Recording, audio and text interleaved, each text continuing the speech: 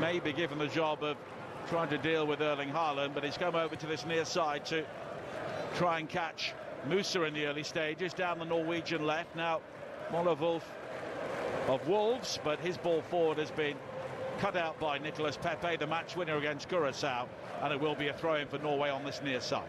Yeah, interesting. Ivory Coast decided to do that sort of rugby style, kick it in the corner.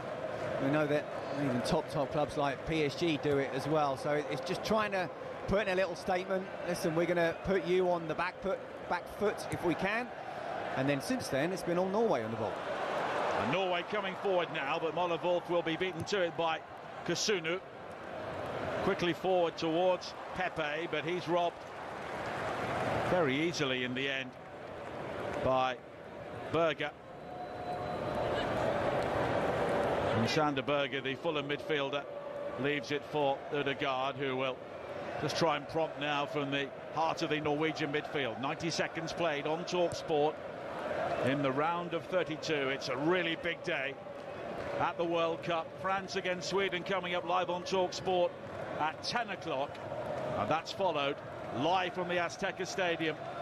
Mexico against Ecuador at 2 a.m. And of course, the winners of that game will play the winners of England's game in the round of 16. But it's a rather sedate start here under the roof in Dallas. Norway dominating possession, but very respectful of the Ivory Coast. Yeah, Norway are having the possession. It's not as if the Ivory Coast are trying to press high. We're just waiting for them to come onto the halfway line. Solot now plays it down the line. The high cross in, looking for Haaland, who directs the header towards goal, but it's blocked by Kusunu, and it's hammered away on the far side for a throw-in. Well, I mean, well done Norway, but it's too passive from Ivory Coast. We're saying about how they're not full press, and that's fine, but once you get to the halfway line, you can't allow them just a couple of little passes, get down the right and cross the ball in, and then there's a free header. Yes, they had numbers back and they got the clearance, but got to defend better than that. Solot looking to link up again with Pedersen on the far side, but this time Marcus Pedersen was offside, but he wasn't when he delivered that ball in for Haaland, but the header was blocked by Kusunu, and I'm not sure the pace on the header would have necessarily tested for fun. It wasn't actually a great header, and he also had the chance, because they were a couple of yards off him, to try and chest it and volley it, which would have been interesting. His technique, we know he can certainly do that. It wasn't the best of headers, but it was a free one. Ivory Coast played their group games in Toronto and Philadelphia, and Norway were up in the northeast in Boston and New York, so they've both headed south to Texas for this game. And the winner will be heading back up to the northeast again, and the MetLife Stadium in the round of 16. Ødegaard now plays a high ball forward, looking for Haaland, but Kusunu is there again to clear the ball away. But he rather overhit it, doesn't pick out Conan on the far side, and it will be a throw-in for Norway. 4 minutes played on TalkSport. Ivory Coast 0, Norway 0. The Ivorians, the runners-up to Germany in their group, and Norway finished behind the French. And now a first opportunity for Diamande to bring it forward for Ivory Coast. Finds Bonnet. Bonnet is challenged on this near side, and it was a good challenge as well from Christopher Ayer of Brentford. And I think the ball's gone behind for a goal kick in the end. Indeed it has. Well, it's the first time the Ivory Coast have actually got into the final third, and in the end he was well shackled, Bonnet, for sure. At least that will give him a little bit of confidence, because I have to say, coming up to 5 minutes, it's been Norway with a better start. Anjoan Bonnet, player who was only allowed to play for Ivory Coast in May. He was a French under-21 international, made his debut in the win against France on June the 4th, as Ivory Coast conceded a free kick on halfway here for the challenge on Patrick Berg, the only survivor in the starting lineup from the 4-1 loss against France, which stole a soul back and basically wrote off. Yeah, I don't read anything into that game at all. I mean, you can lose to France with that scoreline anyway, but we're basically their reserve side, second side. No, it was all about resting for the knockout stages. You know, well done to Erling Haaland and the other players. They clearly bought into what the manager's looking for, and we remember saying, well, you won't get Lionel Messi to do that, but he did. So again, I think these superstars understand that while they all want to be Golden Boot winners, the most important thing is to actually hold that trophy in the very last game. Will he get Cristiano Ronaldo to do that? That's another question. Ooh. Pedersen coming forward now down the right for Norway, but he's quickly held up. Of course, Alexander Sørloth is his wing support down that right-hand side, but Ivory Coast will clear the ball away. Conan's ball forward takes a deflection off a Norwegian boot, and it's straight out of play for a throw-in to Ivory Coast with 6 minutes played. But I think in these conditions, and when you look at the ages of some of the players we've talked about there, conserving the energy and managing the minutes is maybe even more important in this world. Yeah, absolutely. You know, I think it's one of those where, with the greatest of respect, I don't think either of these two sides will get to the final. I don't think they'll get to the semi-final, but the fresher they are, clearly the maximum they can play. And if either of these sides, whoever gets through, play to their maximum, they'll give Brazil a good game for sure. As Ivory Coast beat Ecuador 1-0 in their first game, a very late goal from Ahmed Diallo. And then they lost against Germany, having led in that match and possibly deserved to win it, but were caught out right at the end before Nicolas Pepe scored both of the goals against Curaçao to ease them through. And Norway, winning their first two games, allowed them the liberty of making 10 changes against the French. But Franck Kessie looking to build on this near side now for Ivory Coast, the captain, an Asian champion, along with Ivan Toney at Al Ahly in Saudi Arabia this season. Thrown in towards Pepe, and now Kessie again. And it's wide towards Pepe on this right-hand side. The high cross towards the far post, and challenging for it in the air was Jan Diomande, but he rather got under it. Sørloth will clear, but it's not the greatest clearance. Straight to Ula, the youngster, and now Kessie alongside him in midfield. Guéla Doué, of course, his brother Desiré plays for France. And Ivory Coast looking to build now. Diomande plays it wide to the far side. Conan with the cross into the penalty area, and it's lifted away by Muller-Wolf, but now Pepe with the opportunity to attack the penalty area down the right. He's quickly challenged. He does have support from Kessie, who is barking out the instructions to give him the ball, which he eventually receives. Doué looking again for Pepe. Good football here from Ivory Coast down the right-hand side. A low ball into the penalty area, heading towards Bonnet. Maybe took a deflection, and in the end, Torbjørn Hegem has to scramble it behind for a corner. Yeah, it's a really good clearance. Pepe just starting to get into the game now. That in-swinging left foot that he can put in. Oh, he's quite happy to go down the right as well and put it in with his right foot. And Hegem just about gets there, giving away a corner. 8 minutes played, 0-0 in Dallas. And it's a corner kick which Nicolas Pepe will take. The first of the game for Ivory Coast.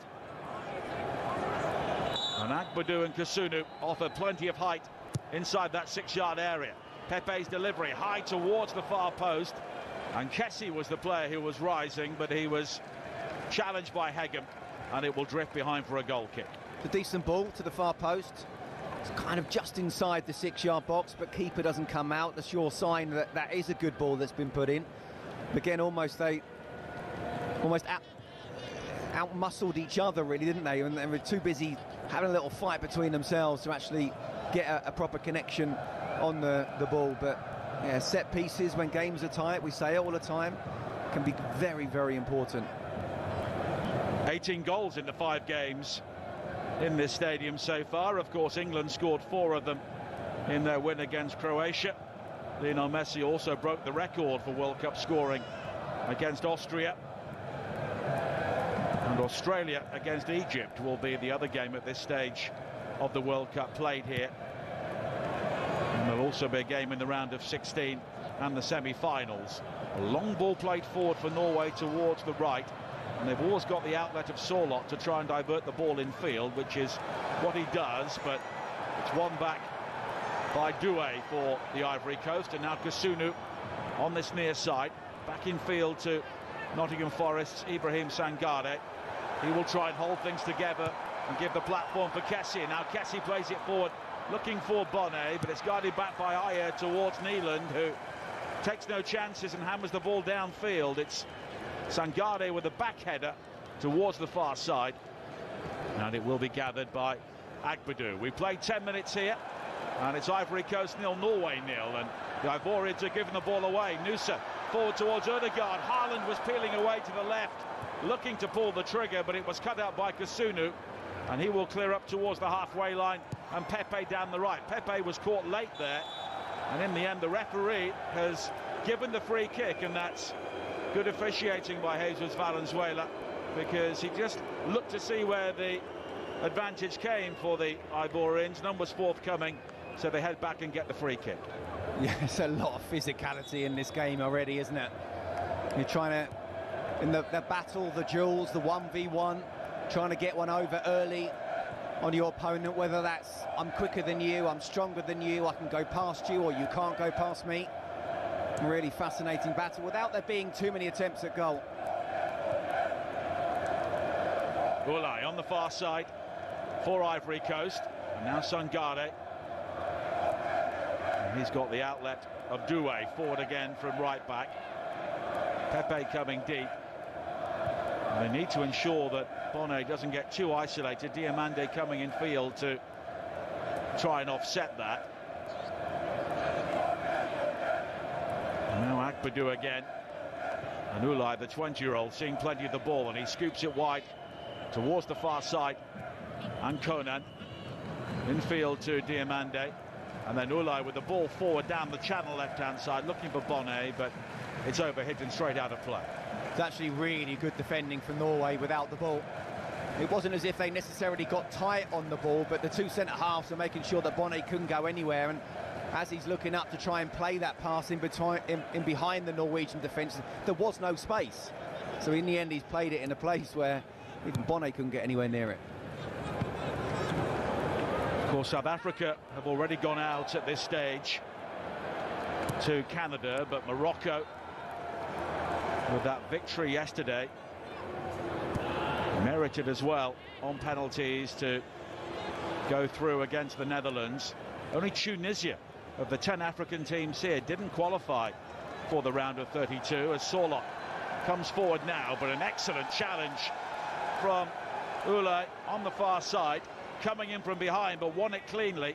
And Ivory Coast, one thing you could say about them, they've got Diomande, but if they can't find him quickly, there's not a huge amount of pace. No, there isn't.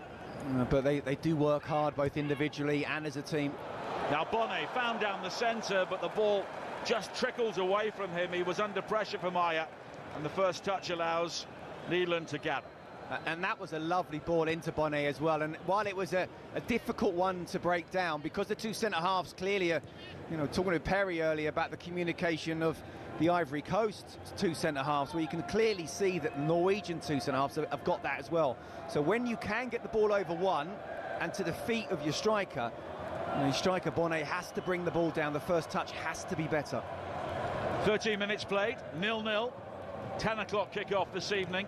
France against Sweden, and Kevin Hatchard and Tony Cascarino will bring you that game live on Talk Sport. And then Natalie Sawyer live from the Azteca in Mexico City. Mexico against Ecuador with Joe Shannon and Mark McGee.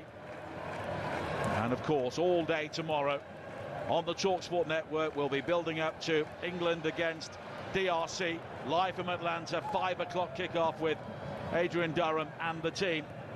And that will be followed by Belgium against Senegal in Seattle with Ian Danta and Alvin Martin. That game will be over on TalkSport 2 as we assess the fallout of the England game. As Diomande comes forward now on the far side. Was he dragged down by Pedersen? Well, he's quickly back to his feet, Diomande.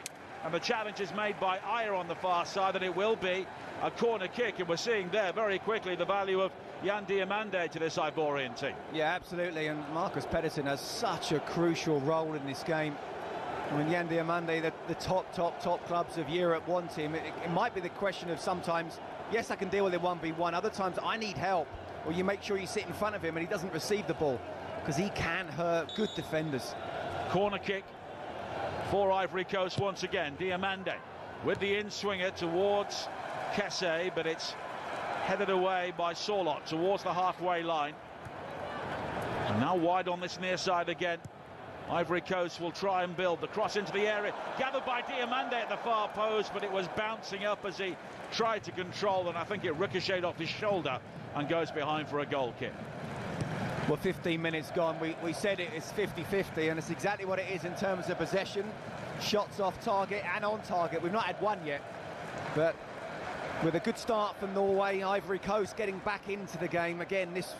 This might be one of those where there's lots of goals and it's end-to-end in the second half, or it might be one of those where the first goal wins it. And it's significant, talking about Jan Diomande, that Marcus Pedersen has come into the side today, and Julian Ryerson, who has been the regular right back, the Dortmund right back, fine player, he's on the bench today. So maybe Ståle Solbakken has seen something there and has looked to rectify it. We clearly must think that Pedersen is the better defender, the better at one-on-one, because talked about it, everyone's talking about it.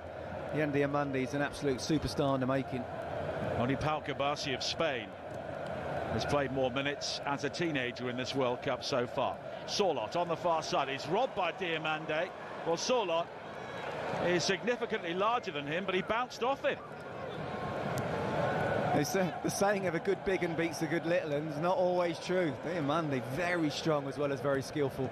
It's back with Yaya Fofana, one of a number of Parisian-born players in this Ivorian team, plays his club football in Turkey. And Kusunu will go back to his goalkeeper again. And I know we have this obsession about how many touches Erling Haaland has in the game, but so far it's not too many.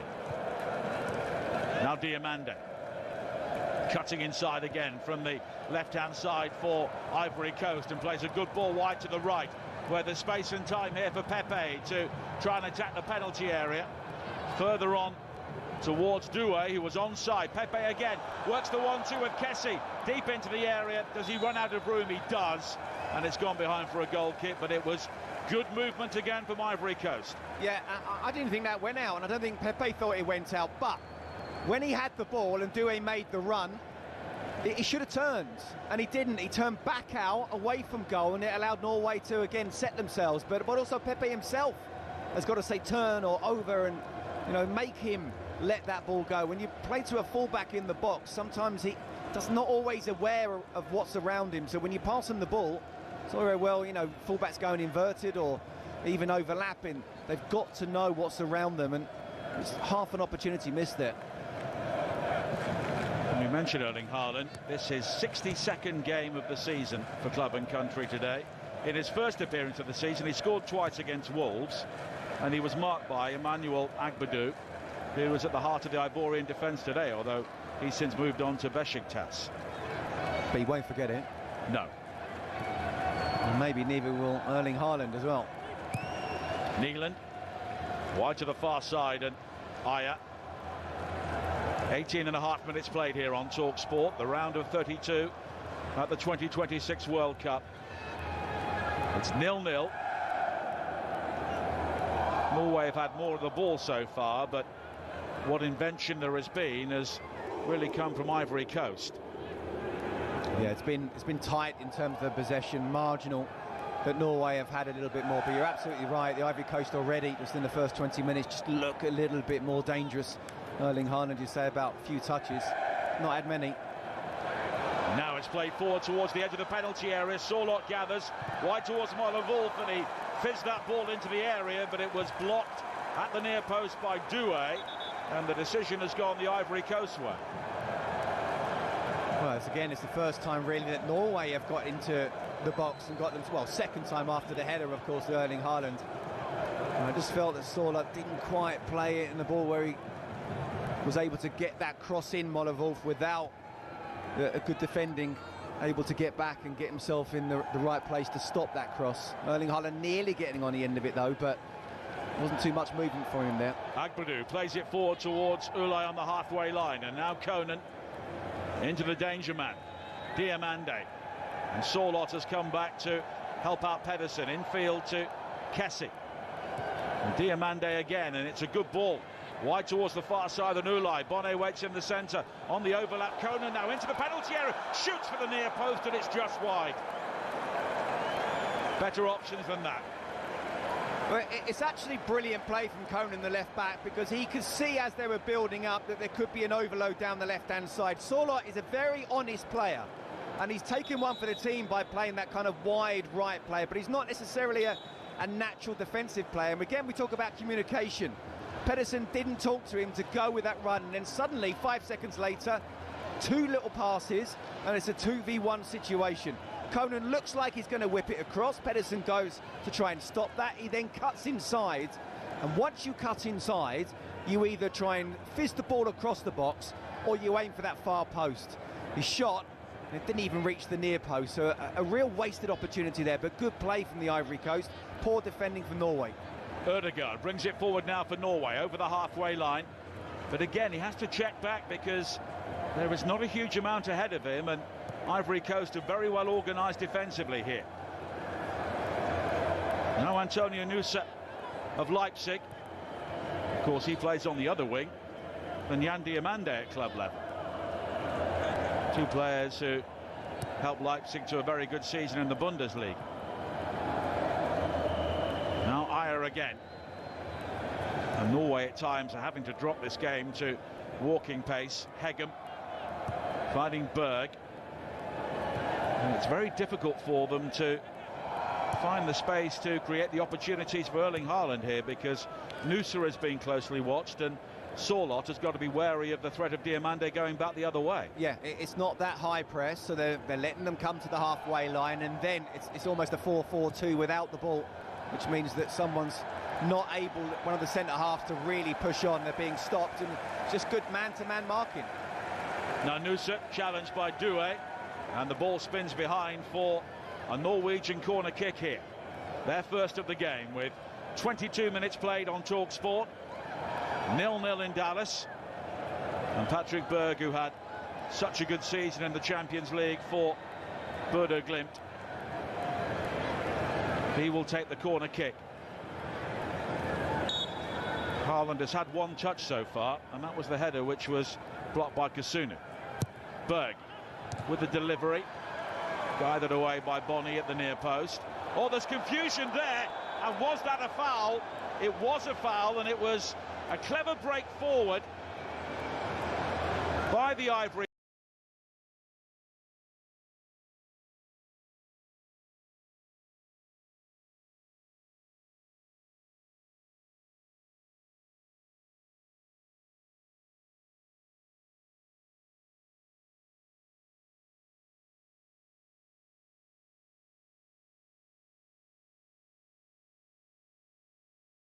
Yeah, he could have passed it back to him. Both of them dillied and dallied. Diamande got in there, and he was taken out.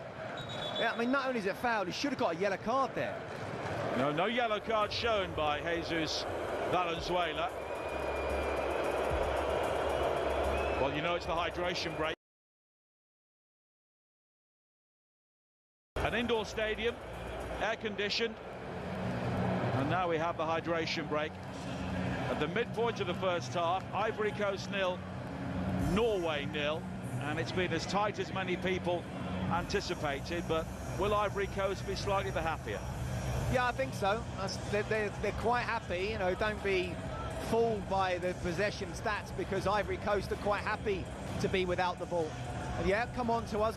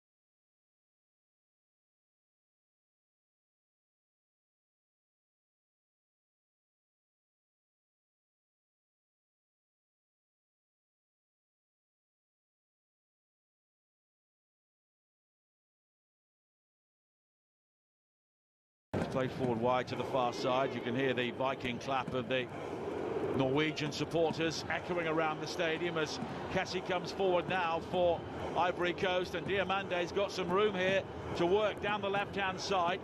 Pedersen has gone across. Diamande will look to tease, clips the high ball in towards Pepe, who delivered an excellent ball into the 6-yard area, but Bonnet have pulled out to the penalty spot, so as a result Aya was able to scramble the ball behind for a corner. Well, again, we've talked about the talent of Diamande, and I'm thinking to myself, why is Pedersen allowing himself to have a one-on-one situation?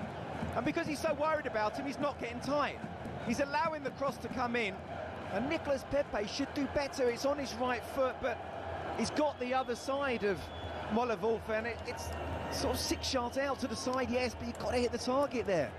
Pepe will deliver this ball in. Another possibility for the Ivory Coast. Pepe's corner, headed away as far as Diamande.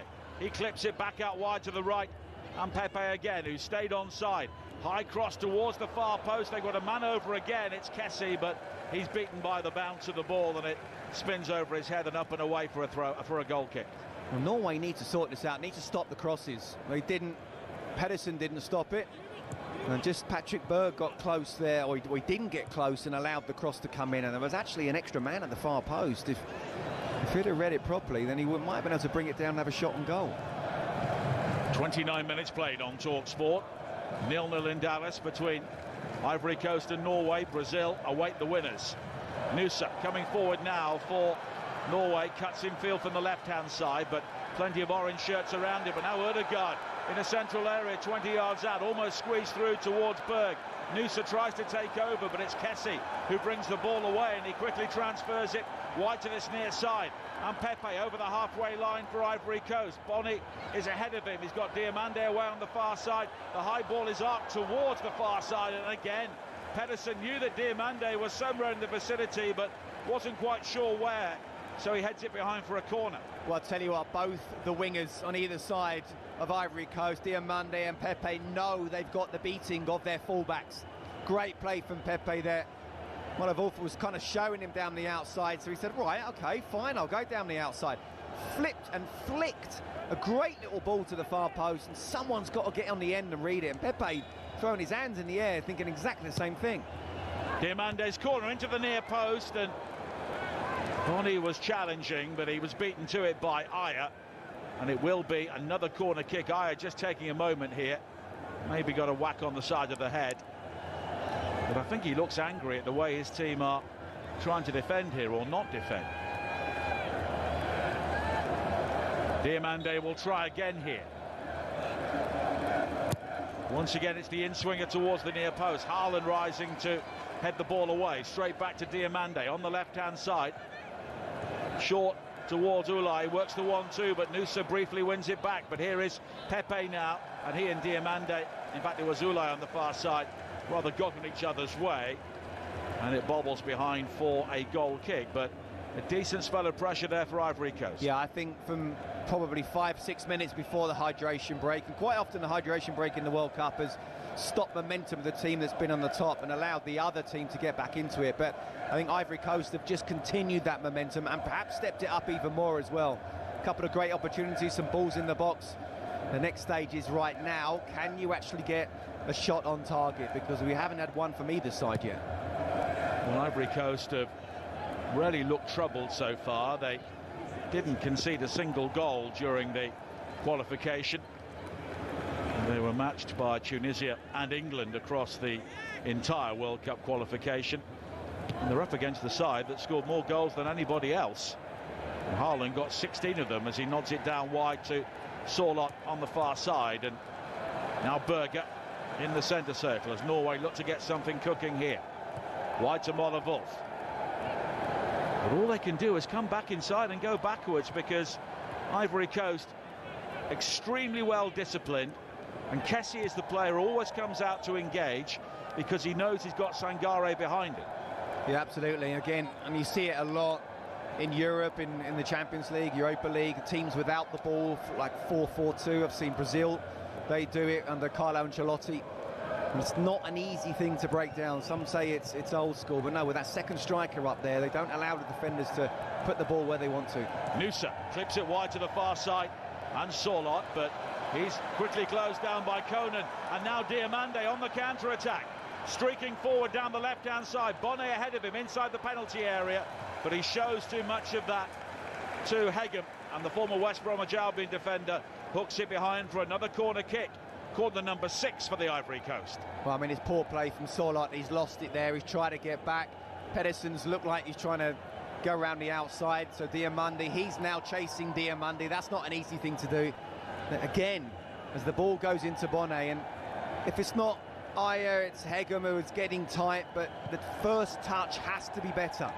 I think without the ball, Ivory Coast have been superb. I think for the first 2/3, they're superb. The final third, not able to get themselves in a position to actually shoot on target and score. Diomande, low corner this time towards Bonnet, who flicks it on at the near post. It comes back out towards Bonnet. Now square to Ulai, right-hand side of the penalty area. He's forced wide, he's got support from Kasunu. Ulai seems to lose his bearings there for a moment, almost runs it out of play, but he maintains possession, and now Kasunu forward towards Kessie, who shrugs off the challenge, and the cross into the near post is quickly closed down by Berge, and it will be another corner kick taken quickly by Kessie. Short towards Ulai, back towards Kessie again. Norway not quite organised here. The ball into the area, headed away by Haaland inside the 6-yard box, and Ulai really skies a volley up into the air and down into the arms of the gloves of Erling Haaland. He shouldn't really be shooting from there. The ball's bouncing. He's having to try and turn and almost his body and volley it from 25 yards out. The unbelievable technique to get it on target, let alone to score from there. And don't allow Norway just to have a bit of a breather. Talked about how in the last 10 minutes or so, Ivory Coast have been really good, and they've cranked it up physically and the intensity. And at the moment, Norway are just about hanging on, but they're certainly not in control of this game. It's back to Haaland again. Former Aston Villa goalkeeper, although plenty of water has flowed under the bridge for both he and the club since. Only started 5 games for Sevilla last season. Conan will take a throw-in on the far side for Ivory Coast, and we saw Stala Solbakken emerge from the dugout a few moments ago. Look of concern on his face as Doué plays it forward on this near side for Ivory Coast, and in the end he closes down Berge, and it will be a goal kick for Norway. And Solbakken played the last time Norway were in the World Cup back in 1998 when they drew with Scotland in France, and in the end lost out to Italy in Marseille, having beaten Brazil in the group stage. Well, Norway actually have a great record against Brazil, don't they? Yeah. For some reason. Well, it would be, well, either of these sides against Brazil would be a fascinating game in the round of 16. Yeah. And I'm not sure Brazil would necessarily relish the physical challenge offered by both. No, I totally agree. And I just think because Ivory Coast are defending so well, talked about how good we know the talent, the world-class talent that Martin Odegaard has, and he's not really been able to get in the game. He's dropped off at times, but now he's in a good position. Odegaard finding a pocket of space midway inside the Ivory Coast half, wide towards Sorloth, who will try and take on Conan. And he's gone beyond him, delivers the cross in. Haaland waiting with a header, but he rather got over it. It bounced into the ground and up into the arms of Fofana.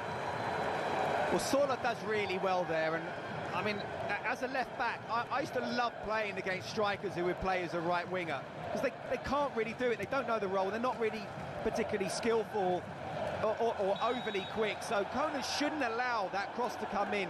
And Sorloth did well by getting to the byline, putting it in, but still, like the first one with Erling Haaland, he's what, 12, almost 15 yards away from goal.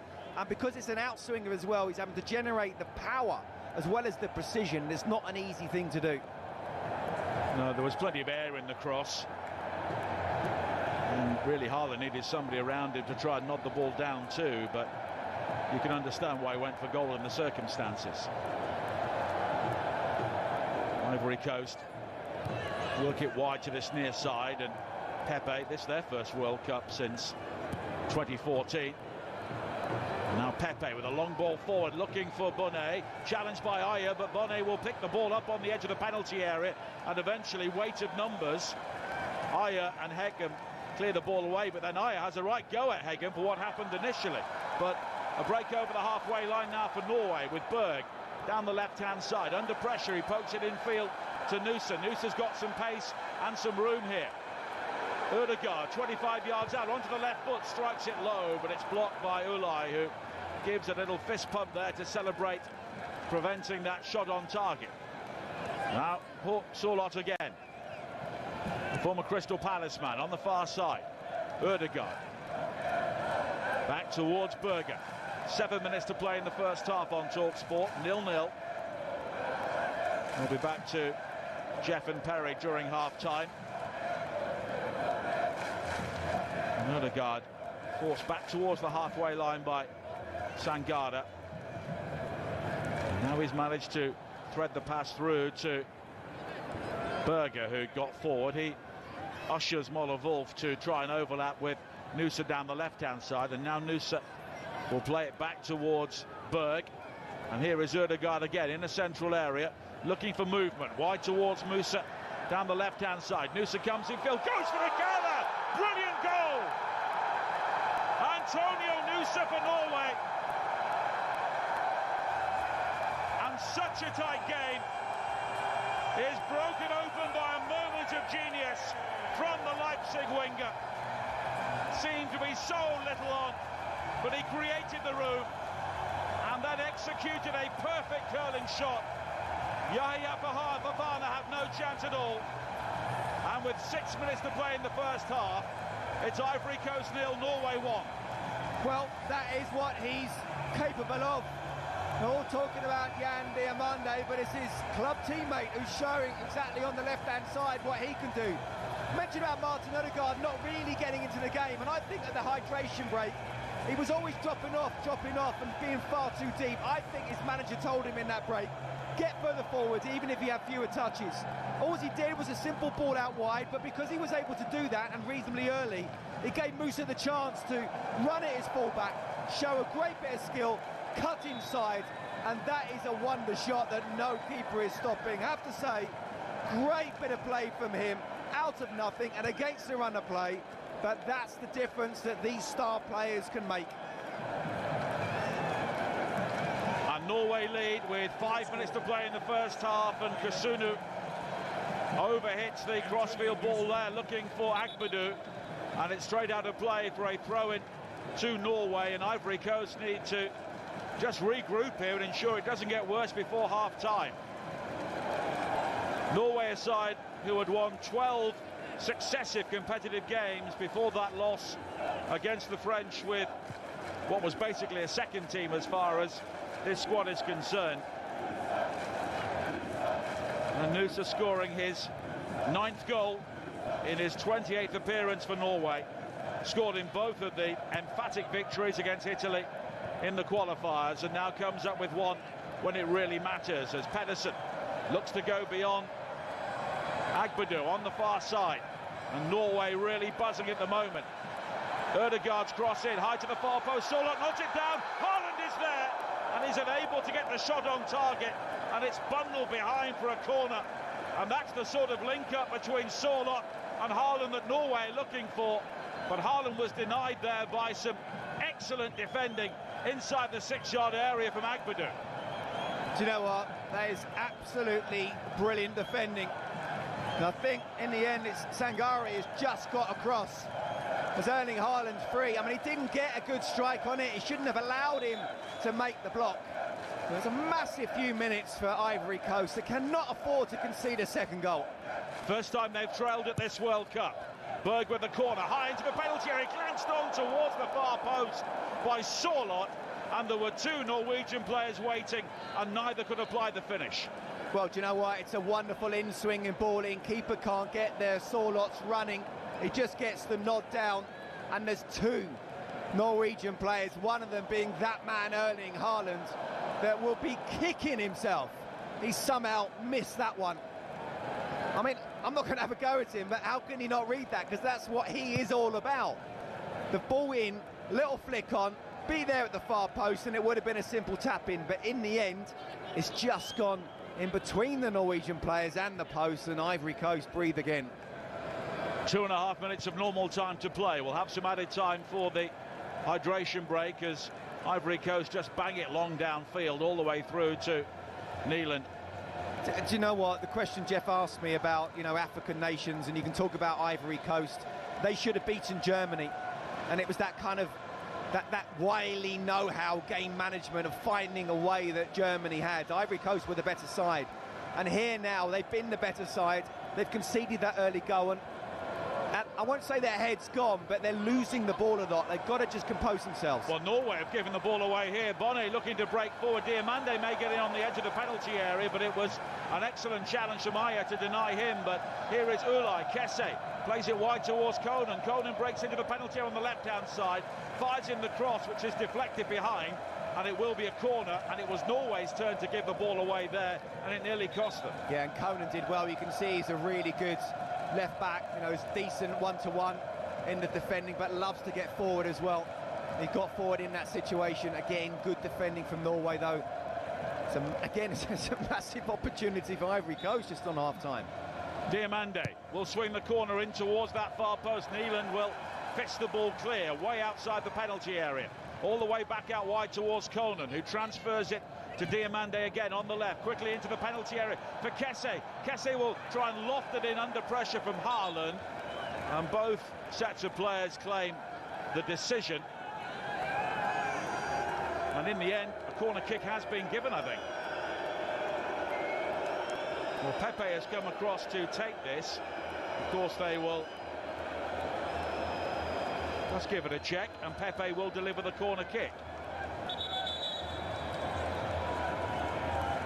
And Jesus Valenzuela, the referee, just telling one or two players to calm down inside the 6-yard area. Pepe with the corner, headed away by Haaland, and then a player goes down. Diamande at the far post, was it? Well, there were appeals there. I think it was Agbadou who went down, and he crumpled to the turf, and there was an appeal, but Norway cleared the ball away on the far side. Well, I don't know if I want to see a replay of that, because that seemed to me one of the worst dives ever. There's a slight bit of touch, there's a little bit of a tug on the shirt, and there's no way that's enough for him to go down and create a penalty. We're into a minimum of 4 more minutes. Our Chilean VAR official will just have a look, and then players waved on, and we've seen very few instances like that lead to penalties during this World Cup. Bonnie coming forward now for Ivory Coast. Wide to this near side, and Doué was certainly caught there by Nusa, and the goal scorer will get the game's first yellow card. Well, I've seen worse tackles in the game. I think it's more just the intent. Both of them running one way. Doué stops really quickly, and he's got nowhere near the ball as he Nusa. It's not the hardest of tackles, but he's definitely, you're not getting past me. You may get the ball past me, but you ain't coming. So Nusa is on a yellow card. Of course, Japan scored first yesterday, and they lost. Netherlands scored first, and they lost on penalties. So the game is not over. You're saying they meant to concede that then? Not at all, but of course Paraguay scored first and had to win on penalties in the end, but just shows that it's been an unpredictable World Cup in so many ways so far. Pepe's delivery from the free kick, headed down and just wide. It was Agbadou who rose at the far post. One or two Ivorians saying there was a deflection, but I'm not sure there was. Well, there was, in fact, fairness to him. Yeah, actually, because Sola didn't win the header, but he got the final touch. So actually, it was a corner. A yellow card has been issued to Norway player number 20, Antonio Nusa. Well, Ivory Coast, after a rocky couple of minutes, have come back into this game now, and the Norway fans with their unison rowing all around the stadium, enjoying themselves with 2 minutes of added time to play in the first half, and Norway leading Ivory Coast by 1-0. The Norwegians have a throw-in on the far side, and in scoring that goal, Antonio Nusa becomes Norway's youngest ever scorer at a major tournament, and before this one they'd never scored too many, but that's their 9th goal in this World Cup after only 7 in their previous 8 games. They were a bit dour when they previously qualified for tournaments, but this is a team which is capable of playing in several different ways, and they will be a threat for Brazil and maybe even England. We'll have to wait and see. England have got some bad memories of playing Norway around World Cups. Fofana clears the ball away. In fact, it wasn't even in the World Cup, it was in the qualifiers. Yeah. Maggie Thatcher. Of course, yes. Winston Churchill. I forgot about that one, yes. But I was remembering more Lee Sharp playing as a wing-back. Well, that as well. That guy knew that Jason Cundy was going to do that, so yes, he got it in first. Decades before. Well, that was 1981 when Norway beat England and almost stopped them qualifying for the Spain World Cup. That's right. Anyway, we'll have to wait and see what happens in the remainder of this game, and of course elsewhere in the remainder of the competition, as Berge wins it back for Norway. Closing seconds of the first half here. Norway leading by a goal to nil, and they've got the opportunity now to get 15 minutes for Ståle Solbakken to really get them organised for the second half. And there goes the whistle. Antonio Nusa with an excellent goal to open the scoring 4 minutes before the break. Ivory Coast had the better of the opportunities before then, but in the battle of the Leipzig wingers, so far, Nusa has outshone Diomande, and it's Ivory Coast 0, Norway 1. Thanks very much indeed to the boys for that first half commentary, listening to the World Cup Game Day Live. Ivory Coast trail Norway by a goal to nil. You know what, Scott? I think that until the goal, the Ivory Coast were the more threatening side. But as soon as they fell behind, they very nearly crumbled. There were a couple of great chances for Haaland and Sorloth, and Norway could have been out of sight. Yeah, I couldn't agree more, Jeff. I was really impressed with the tactics by Ivory Coast, both with and without the ball. You know, they were quite happy to let Norway come on to the halfway line and then not allow them to thread those passes, and if they could intercept them, they'd attack really quickly. I thought they did look the more dangerous despite them having less than 50% possession, because that was their game plan. And you're right, that the goal just seemed to really knock them off their perch, as it were. And you know, you asked me the question earlier about when are the African nations actually going to win a World Cup. I still feel that while physically and tactically that they're there, maybe they haven't got that game management as such, but what they did do the next few minutes after that, they just recomposed themselves, and then they went on the front foot again. And look, this game is far from over.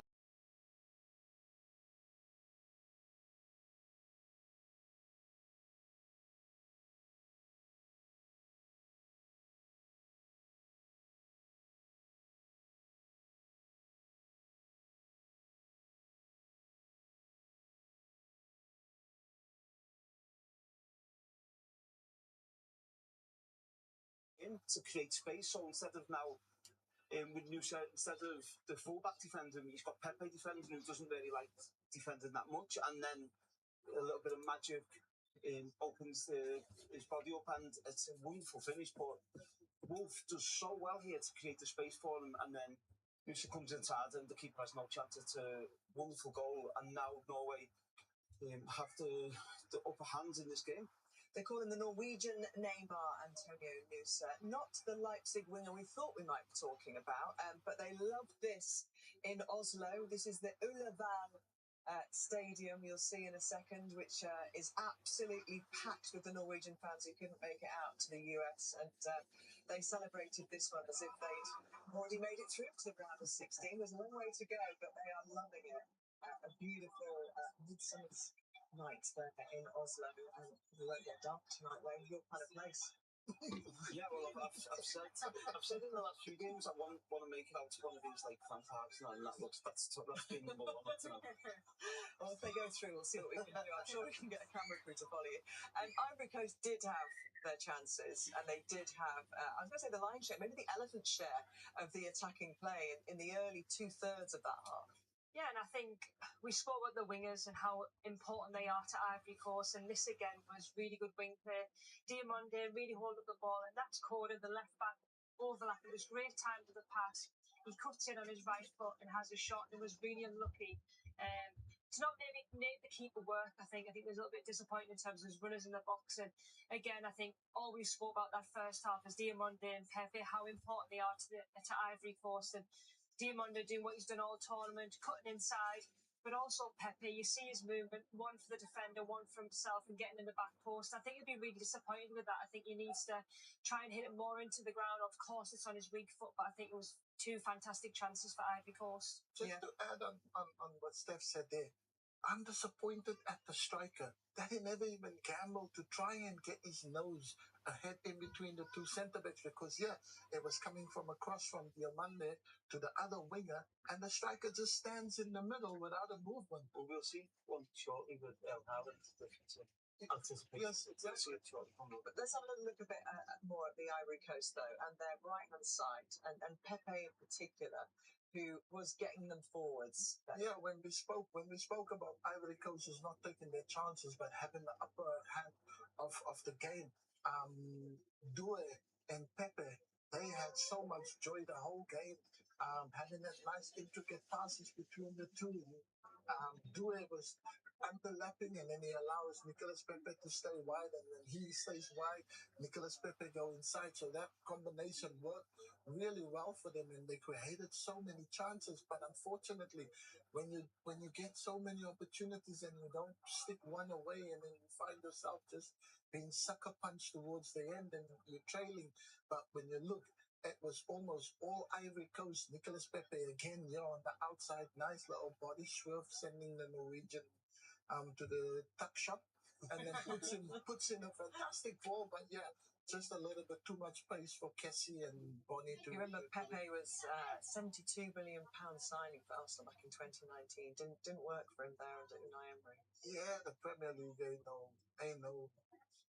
It's a tough. Yeah, I know. Picnic, exactly. Food example. Yes.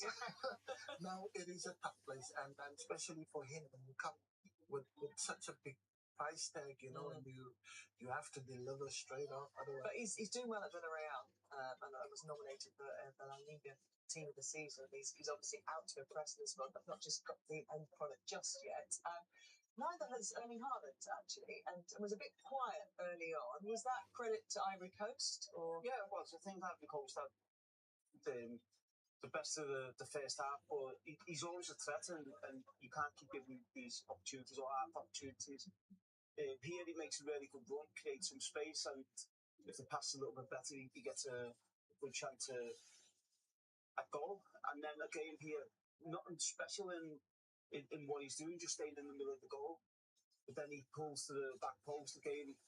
He gets a little bit too much time on his hands, and it's a difficult hand to score from. But this is how you defend against Erling Haaland. You look at the 2 Ivory Coast defenders, not giving them any room, staying tight to him. It's a float across, but then again, it's a very difficult header to get any in front. And then this one is when we're talking about the anticipation of Ivory Coast here. It goes over his head, he stays alive. And I think it's good defended, but I think he'll be disappointed that he doesn't get a better connection on that. But if you keep giving him these little half opportunities, he will punish you. So I think Ivory Coast have defended well, but they still need to keep an eye on him. Now they're going to be chasing the game a bit more as well, Steph, aren't they? Yeah, but I think Wayne highlighted a lot of Haaland's positions. He's right in between the centre-backs, and I think the more that Ivory Coast try and go and get back into this game, there's going to be more space for him. So even more so now, they have to really concentrate on the fact that where is Haaland all the time? Okay, let's go back to Steve Bauer and Danny Murphy, who are there in Dallas. They mentioned the temperature being cold. Have you got a coat on, Steve? Yeah, listen, it's a privilege to be here, Gabby. So you know I'm not a negative person, but the air conditioning in this stadium, and Danny and I have been lucky to be here a couple of times, has been cranked up today. and it is a little icy, but that is not a negative in any way, shape or form. We enjoyed being here, and actually there's so many Norway fans in this stadium. For a country less than 6 million, Danny, they're minning around the city, and you were willing them in that first half to give them something to really shout about, and Noosa did that, didn't they? Yeah, it was a brilliant goal. We were surprised, actually. We thought we might, first time today, we might see a stadium that's not full. We've been fortunate with Mexico, Argentina, but the Norwegians have come out in their thousands. It's a great atmosphere, but they needed that goal. It was getting a bit flat, the game. I thought Norway were poor, really, up to that point. But the goals changed the momentum, changed the game, and I think now it's going to be up to Ivory Coast to make make a change. Probably Ahmad, I would imagine, and get him on the pitch because he's a game changer, and they need to get back in the game. He's the obvious option, and against tired legs, he is perhaps why the manager has done that today. Well, I think the midfield three of Ivory Coast, none of them are that creative. I haven't seen any of them really burst past their striker, make a run in behind. It's all a bit predictable. They've got great pace and skill in wide areas, but I'd like to see maybe Pepe plays as a 10 behind him, and Ahmad comes on the right, or Ahmad can play as a 10. We've seen him do that for United because they've got to get back in. So I expect to see that at half time, or at least 10 minutes in. And as we've mentioned, when you talk to the fans around us and the Ivory Coast supporters who are here as well, they've never remember seeing their team in a knockout game in the World Cup. The fact that it's Brazil lying next has just added to the excitement around here, hasn't it? Well, it's a great reward for either of these nations, isn't it, to go and play Brazil? And that's why I expect a response in this second half. And also, as well, if they do go after them, then we should see a bit more of Haaland, I hope, because he's not had the service to be at his best, and maybe one or two chances near the end. But I think the second half's going to get a lot better. Fingers crossed. Absolutely, yeah. Either way, as we say, there will be some celebration here, Gabby, whoever gets through to play Brazil. Steve, Danny, thank you very much. I noticed that the Dallas Cowboys cheerleaders didn't get to put a jacket on, did they, when they were doing their thing behind them just then? A reminder then that all other content, and lots of it, is available on BBC iPlayer. Shout out to the Dream Team. Your top-tier squad. Bad vibe for a game 3 of Comedy All-Stars. You gotta go! It's coming home! Oh, God. You're massively overusing that phrase. I know I am. I'm nervous. You've got surprise coming. Hey, what are you doing here? I'm a decent job. This World Cup, select your Comedy Dream Team on BBC iPlayer. Go! Full commentary of the next round of 32 matches. France take on Sweden is available on 5 Line BBC Sound from 10 o'clock tonight. England face the Democratic Republic of Congo in Atlanta tomorrow. That's live on BBC One at 4 o'clock in the afternoon. There's live uninterrupted coverage of every quarter of Wimbledon on iPlayer from 11 o'clock in the morning. Also on BBC Sound, catch up with all the latest from the World Cup with the Football Daily podcast.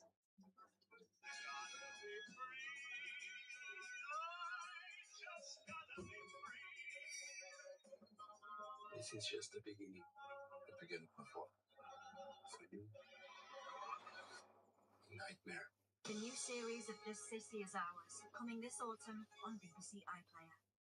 I've got a big smile on your face, that one. You liked the first series of that, didn't you? Yeah, can't wait for second. Good. Our TV reviewer will be back later. Earlier this morning, Group F winners Netherlands were beaten on penalties by Morocco, which finished runners-up in Group C, which also contains Scotland. Here's the best of the action with Mike Minnick and Clinton Morris.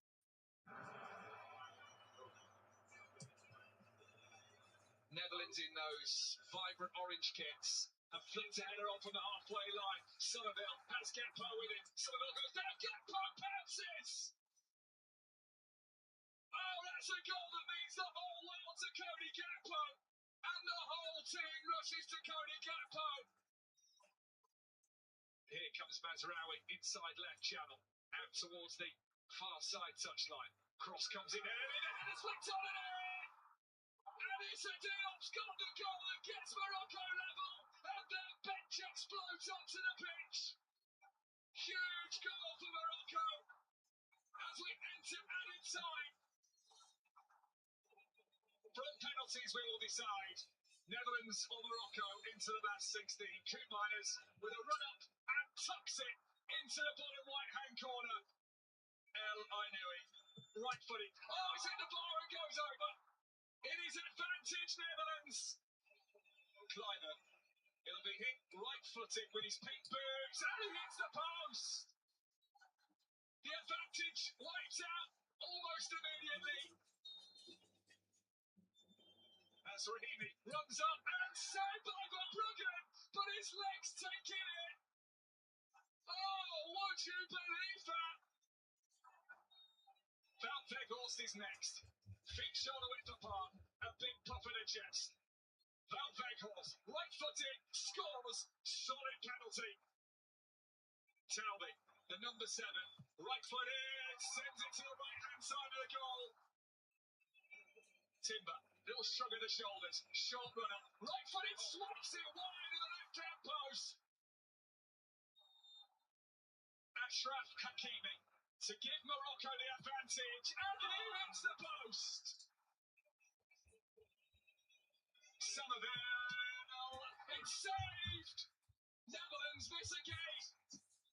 Saibari, who has scored in every group stage game, with a chance to put Morocco through against the Netherlands, and he does. The Netherlands are out before even the round of 16. Morocco are at it again in the World Cup. Just a reminder, we could be heading that way if Ivory Coast get themselves back into this one. Will it be extra time and penalties? Will Norway extend their lead? Let's hand you back to Dallas, Steve Bauer and Danny Murphy.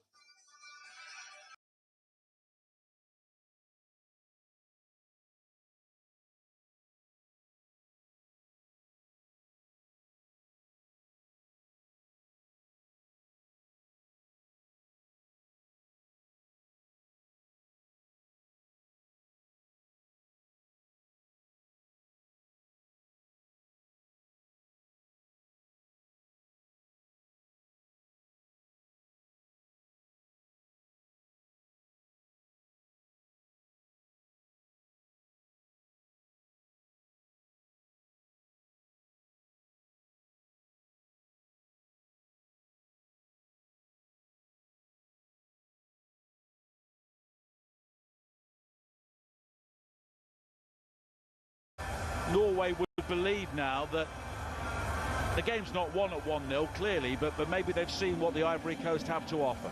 Yeah, but I do think if Ivory Coast are a little bit more clinical, have a little bit more quality in that final third, and Bonnet actually gets hold of the ball as well, I genuinely think that they're one moment away from being back in this game, and we said this could go all the way, didn't we, before the match? It still can, but there's no doubt that Norway are in control, being one up. And they get the game back underway, defending the goal away to our left, wearing all white. Ivory Coast in all orange here today. The two teams once again, Ivory Coast, Fofana in goal, Doué, Kasunu, Agbadou and Cone in the back four. Sangare holding in midfield behind Pepe, Kessie, Ulai and Diamande, with Bonnet leading the attack. Norway, Nieland in goal, Pedersen, Ayer, Hegem and Moller Wolf, Ødegaard, Berge and Berg, Sorlot, Haaland and Nusa, the goal scorer, and also the only player booked in the first half as well. They do have options on the bench, Ivory Coast, notably Amad Diallo, who was left out for this game to accommodate an extra player in midfield, Christ Inau Ulai. Bonnet at times has found himself isolated, so that's something they'll possibly need to address the longer this game goes on, as Doué plays an interesting ball back towards his own penalty area, but Conan is quick enough to get there and does well to find Diamande on this near side. He slips though, but he was just given a shove there as he looked to go around Pedersen, and it will be a free kick for Ivory Coast in their left back area.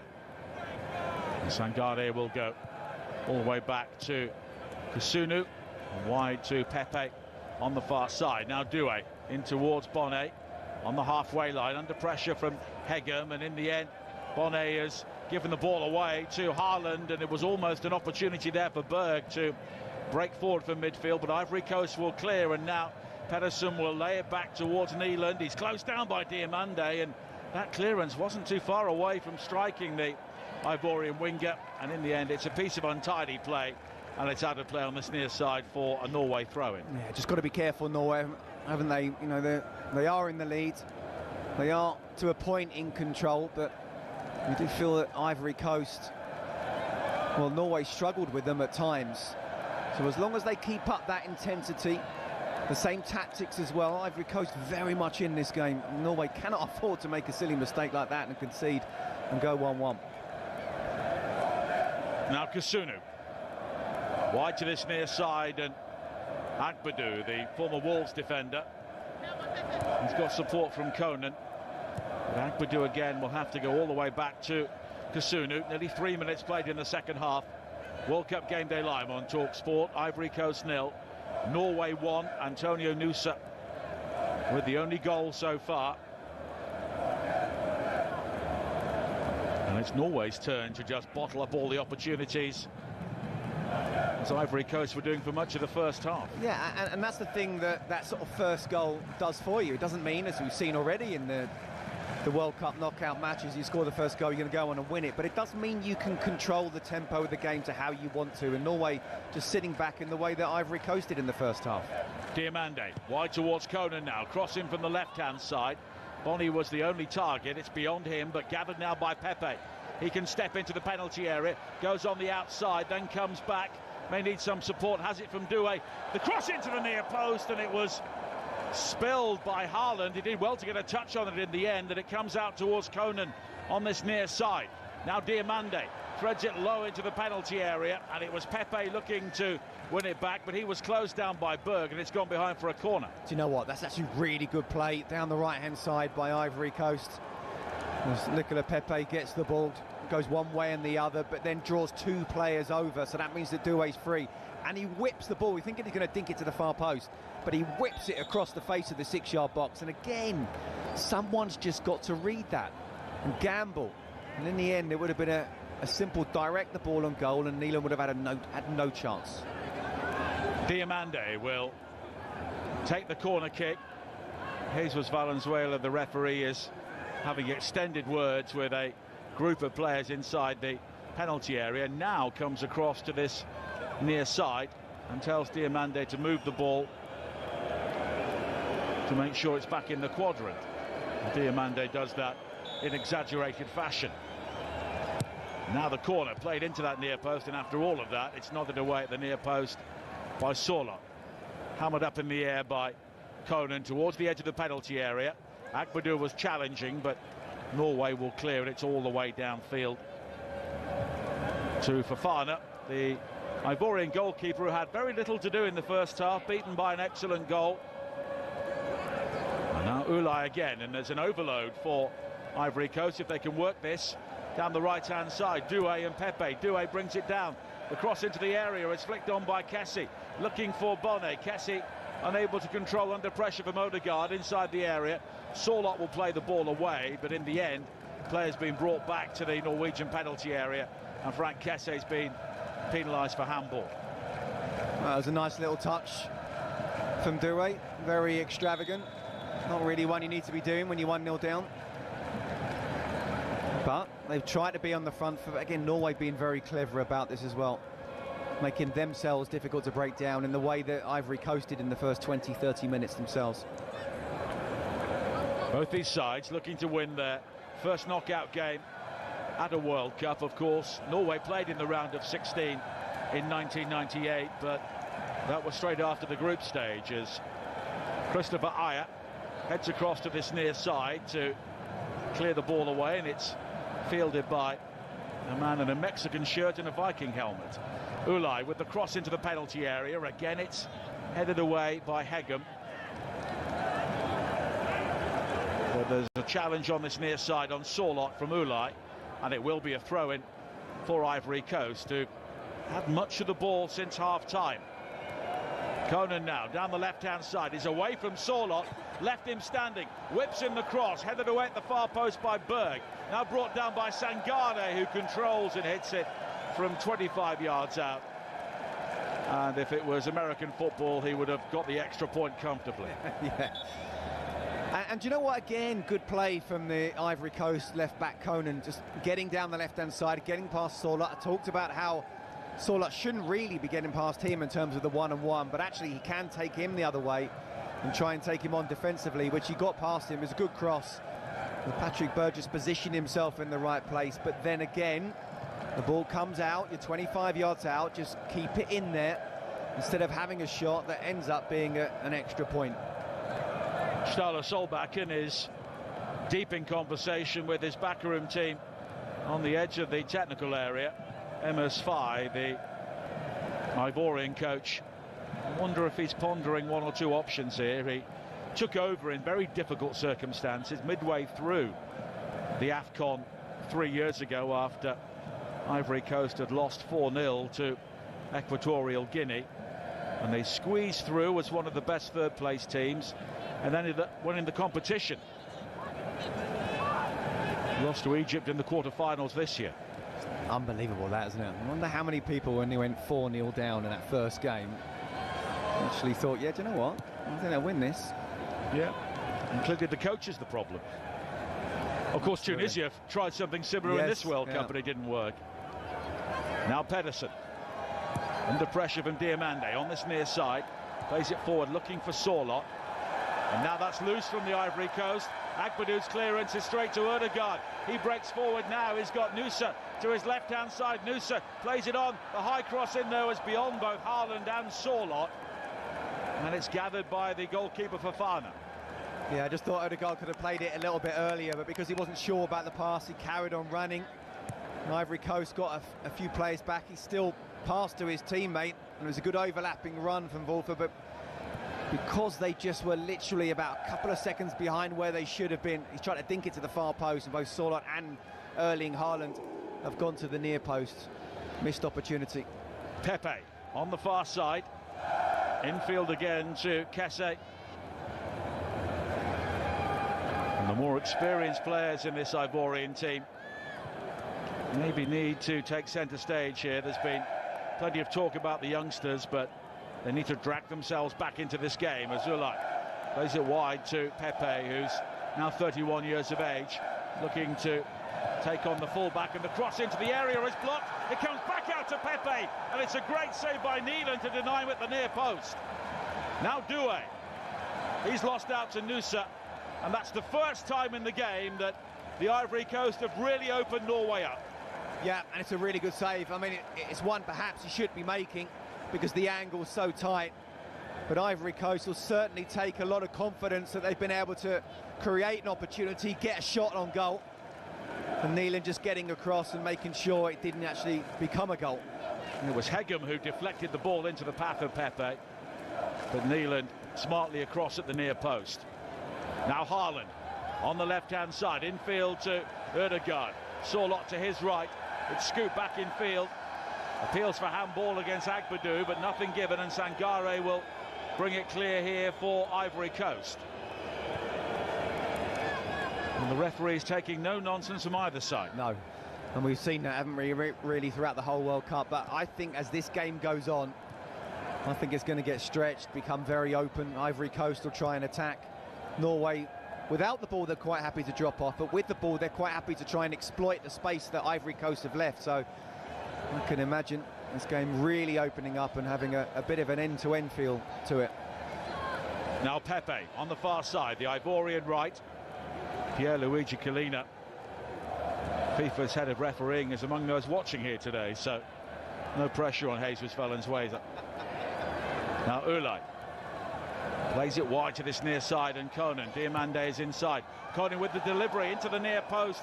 Bonnet was challenging it, drops to Pepe at the near post, who then brings it down and finds Kesse, but his shot on the turn was blocked by Berg, and it bobbles through towards Haaland. Well, I mean, what Norway are doing is, that was actually a really good touch from Bonnet there in the box, but one of the two centre-halves is always close to him. Patrick Berg's dropping off as well and becoming a bit of a nightmare for the centre-forward. Ivory Coast looking to build with Berger on the far side. Into a Ødegaard. Ødegaard was fouled there on the left point of the Ivorian penalty area, and it will be a free kick for Norway in a very good area. I mean, Norway are so well organised But you do get the feeling if they were able to get the second goal next, I'm not sure Ivory Coast can come back from that. 1-0, they're always in the game. They've got the ability, they've got the players, the individual talent. They've already shown how they can create an opportunity, but that second goal, I think, would be really tough against, you know, been really well marshalling the front players of Ivory Coast, the Norwegian defence. Ødegaard is over the free kick here. Sorloth and Haaland will be the two primary targets. Ayer is also forward as well. And he's now joined by Torbjorn Hegem.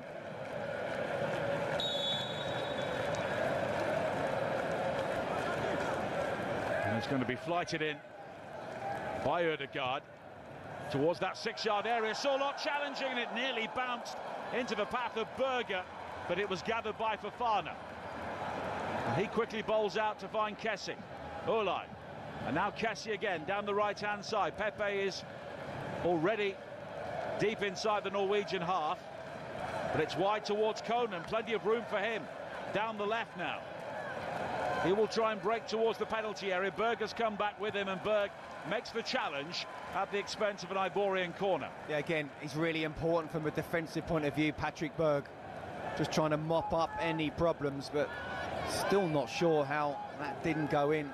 A lot of players missed a wonderful Martin Ødegaard cross, and it actually came off Sander Berge's hand in the end, straight into Fofana's hands. Corner's played short. Pepe's ball in is blocked, but Pepe gathers once again. Ulai is wide on the left-hand side, supported by Diomande. Scooped forward by Ulai towards Pepe, who nods it down to Diomande. He can now come inside from the left-hand side. Double coverage for him. Back towards Ulai. And now it's played square and fired towards goal by Agbadou. And that's heading towards the hospitality area. Well, it's another strike from 25, almost 30 yards out, and it's the centre-half. So from Norway's point of view, they'll be absolutely delighted with that. Yeah, you make sure you defend your box really well. Don't create any chances. Don't let them create any chances. Don't let Bonnet get close to the ball and get the ability to turn. And if the ball goes out, and centre midfield, or especially centre-halves, think they can get one in the top corner from 25 yards, well, you keep trying. Well, Bonnet's race is run, and it will be a change made by the Ivory Coast, and it's Eliwahi, another player who switched from the French under-21 side just before the World Cup. He has come on now, the Nice attacking midfielder, as it nearly breaks on the edge of the penalty area for Berge for Norway, but it's cleared away. So Bonnet and Ulai have both gone off, and the other player coming on is Amad Diallo of Manchester United. Scored the winning goal in the opening game against Ecuador, and Diallo now gets his opportunity here in the round of 32. And Ødegaard is penalised on this near side and has words with the assistant. Not too impressed with the decision, but it's a free kick for the Ivory Coast in the left-back area, and the goalkeeper Fofana will take it. An hour played on TalkSport. Ivory Coast 0, Norway 1. We've got France against Sweden coming up with Hugh Wozencroft, Kevin Hatchard and Tony Cascarino following this game on TalkSport. 10 o'clock kickoff in New Jersey, and then we're live inside the Azteca Stadium for Mexico against Ecuador with Natalie Sawyer, Joe Shannon and Mark McGee. Now Diomande coming forward on this near side for Ivory Coast, but Ødegaard was watchful and makes the challenge inside the area. Now Sorloth, square to Berge. And Moller-Wolf is forward on the left, and Berge, who's got through a lot of work in this game, now looks to link up with Moller-Wolf again, but it's a good challenge from Doué. Timed it perfectly to win the ball, and Ivory Coast have it back, and there's a real end-to-end feel about the game now. Yeah, I thought it might be Ivory Coast really trying to go for it. Norway are not a team that would just say get everyone behind the ball and knock it long. They'll try and attack and get that second goal. Really is starting to open up now. Diallo, lovely back heel to release Pepe. He can break into the penalty area, pull back to Wahi, but a good challenge from Ayer prevented any hope of a shot on goal, but it's won back by Kasunu. And Ivory Coast have stepped things up here. Wahi's playing as the central striker at the moment, with Diallo slightly deeper, as Kessie plays it wide to Pepe. He steps in field onto the left foot. And he just forces Sangare to scamper with the ball back to him. Diomande is also forward on the edge of the penalty area. Sangare does find Diomande. He chops back now onto the left foot, fires in a low ball, which is blocked by Hegem at the near post, and it's behind for another Ivory Coast corner. Yeah, it's unlucky in the end. There's a good little bit of skill, and Ivory Coast are really trying to step it up from a physical and intensity point of view. Can Norway deal with it? They've dealt with it well so far, but definitely Ivory Coast getting close to fifth gear. Ivory Coast, the youngest squad in this World Cup, and they've thrown on 2 more young players here. 63 minutes played. Norway lead by a goal to nil in Dallas, and again the referee coming all the way across to this near side to check that Diomande's got the ball in the quadrant. He's not having it, is he, the ref? No. And the last time he did that, Diomande didn't beat the first man. No. It's a game of inches. Diomande this time. More air on this, high into the area, fisted away by Neelan. Now gathered at the far post, the crossing is dangerous. Haaland is there to head the ball away, and then the volley towards goal from Doué, it's blocked. Half-hearted appeals for a penalty from 1 or 2 Ivorian players, but it's cleared away, and Conan now will head it back towards the goalkeeper Fofana, and he had Erling Haaland bearing down on goal, but Fofana kept his nerve and just belts it straight out of play. Well, about 3.4 seconds ago, Erling Haaland was clearing the ball in his own 6-yard box. A few seconds later, he's making sure that Fofana's under pressure, clearing the ball. I mean, he's got a bit of everything, Erling Haaland. We've seen it for Manchester City do a job for the team. We talk about how he's comfortable. He's not happy, but he's comfortable without not having too many touches. But he's also happy to help out his team in defensive situations. Well, I think for him, the end justifies the means. Absolutely. And if you talk about Ivory Coast and centre forwards, then Didier Drogba used to be one of the very best at that. He was part of the side that qualified for 3 successive World Cups, last in 2014, and of course there was Yaya and Kolo Touré as well. Now the ball high into the area looking for Wahi, but it was gathered well by Neeland, who committed himself but caught the ball. Do you know what? I think he's got to be braver there. The ball's come in from the right-hand side. The keeper's coming out. Just see if you can get in front of the keeper and get the challenge. Sorloth now down this near side, the right. He's challenged by Agbadou, and it will be a throw-in, or rather a corner kick for Norway, with 65 minutes played on TalkSport. Norway still leading by a goal to nil. And this is what Norway are happy to do as well. Obviously they're on the back foot from a defensive point of view, but they're quite happy to go forward as quickly as possible. Let's go back to Wahi there. Almost just the ball's coming in. Yeah, the keeper's perhaps favoured to get it, but if you come across him, even if you take the ball and it looks like it's going away from goal, he clashes into you. And more often than not, you'd win a penalty. And in the end, he just kind of backed out of it. Ødegaard will take the corner kick here for Norway, but the referee halts play. And again, the referee having words with Sangare, telling him to stop holding on to Berge. And he also tells Aya to stop holding on to Doué.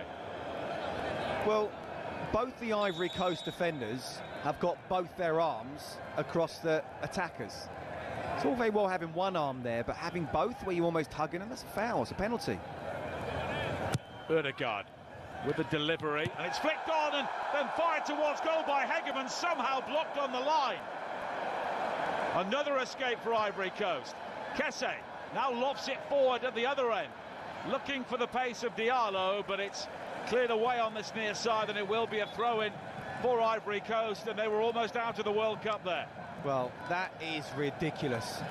And Ahmed Diallo, that well-known big centre-half, just puts himself in the right place at the right time. Referee just checking the ball didn't go over the line.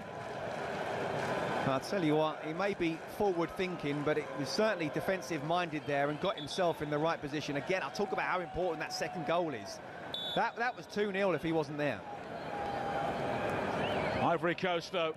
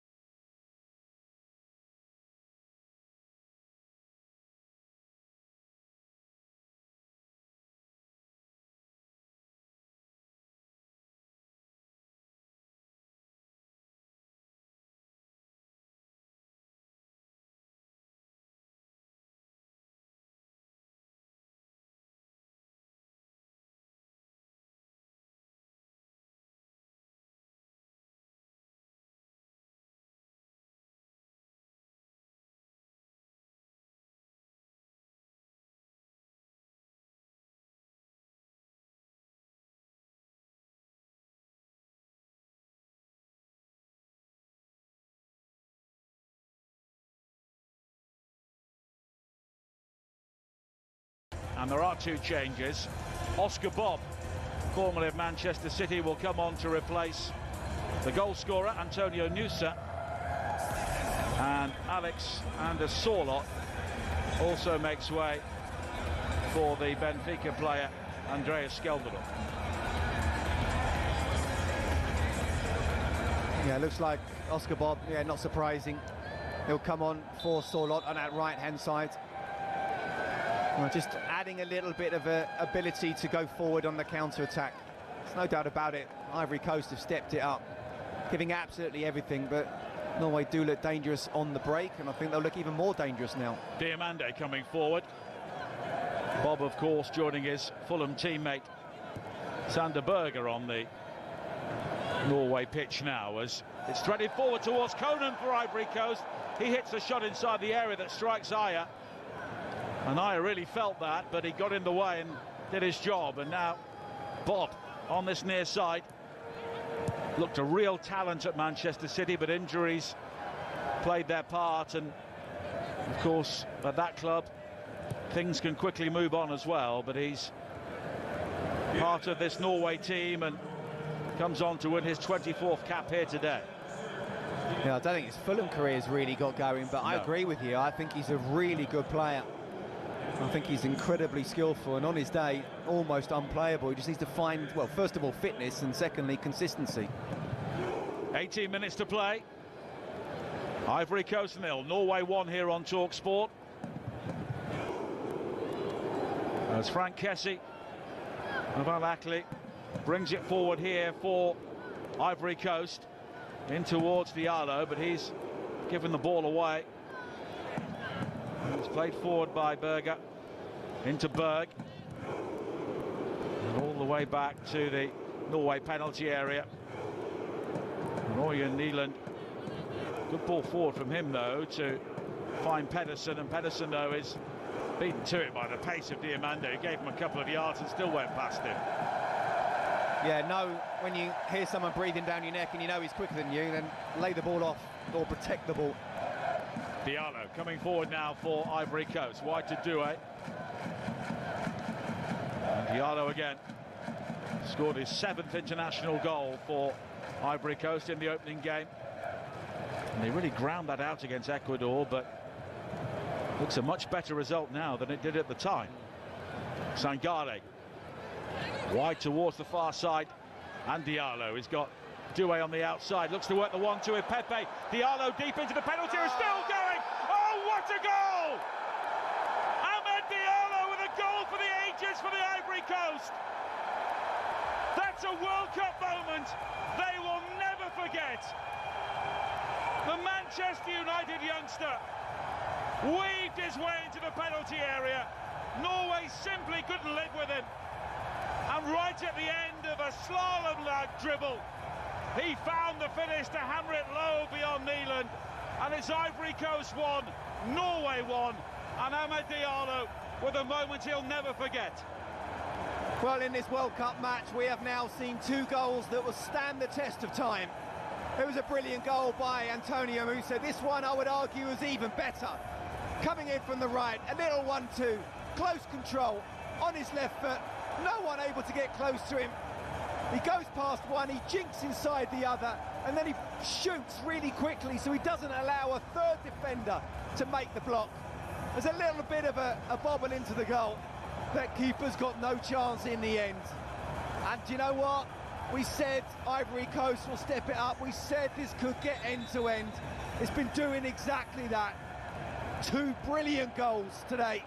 And who's to say there won't be more? Well, Ahmed Diallo, the ultimate impact player for Ivory Coast here. His first real involvement from the bench. And he's hauled them back into the World Cup. You know, I want to be careful with sort of comparisons here. So now I'm going to name the big hitters. But if you see a Lionel Messi run like that with the close control, it's just so difficult to do. You know, it's literally got to be each time you touch the ball, inches from the touch. So you've got to do quick, short touches, because you know that if you overplay it just by an extra 3 or 4 inches, a defender's going to come in. So for him to have the balance, the ability, the touch, and the composure to do exactly what he's just done. As I say, that will stand the test of time for any World Cup goal. He cleared off the line at one end to keep his team alive, and now he's equalised at the other. And it's 1-1 with 14 minutes of normal time to play. We've had a lot of extra time so far in this round of 32, and we could be set for more here in Dallas. Do you know what? I hope so. Ødegaard into the centre circle, and that goal came after Norway had made changes as well, as Berge plays it wide to the far side. It's clipped back in towards Berge. He lofts it high into the area. Ødegaard unable to bring it down. Skelderup will try and turn, but he's challenged by Conan, and it will be a throw into Norway on this near side. And we said this game was 50-50 at the start, and it really is now. It really is. I mean, next goal wins it. And Martin Ødegaard, if that's on his left foot, he's striking out on the volley first time. 12 yards out, right in front of goal. Yeah, it's your right foot, but have a go at it. Holmgren. Pedersen now on this near side, and he's got away from Diamande. The crossing, though, is headed away by Agbadou, and Ivory Coast will look to break now with Wahi's got support on his outside, and it's Pepe wide on the right. Diallo looking to get forward in the middle. Now Wahi. Back heel again towards Pepe. He goes down looking for the penalty. Absolutely no chance. But there was a break on there, and Diallo was completely unmarked with a better ball in field. And Pepe and I are smiling after that. Yeah, Pepe knows it. I mean, again, it's a really good run and not a tackle you want to be making in the box. Not enough to warrant a penalty. Skelderup finding Ødegaard. Ødegaard challenged by Sangare. Skelderup again on the left. He's got support from Berge.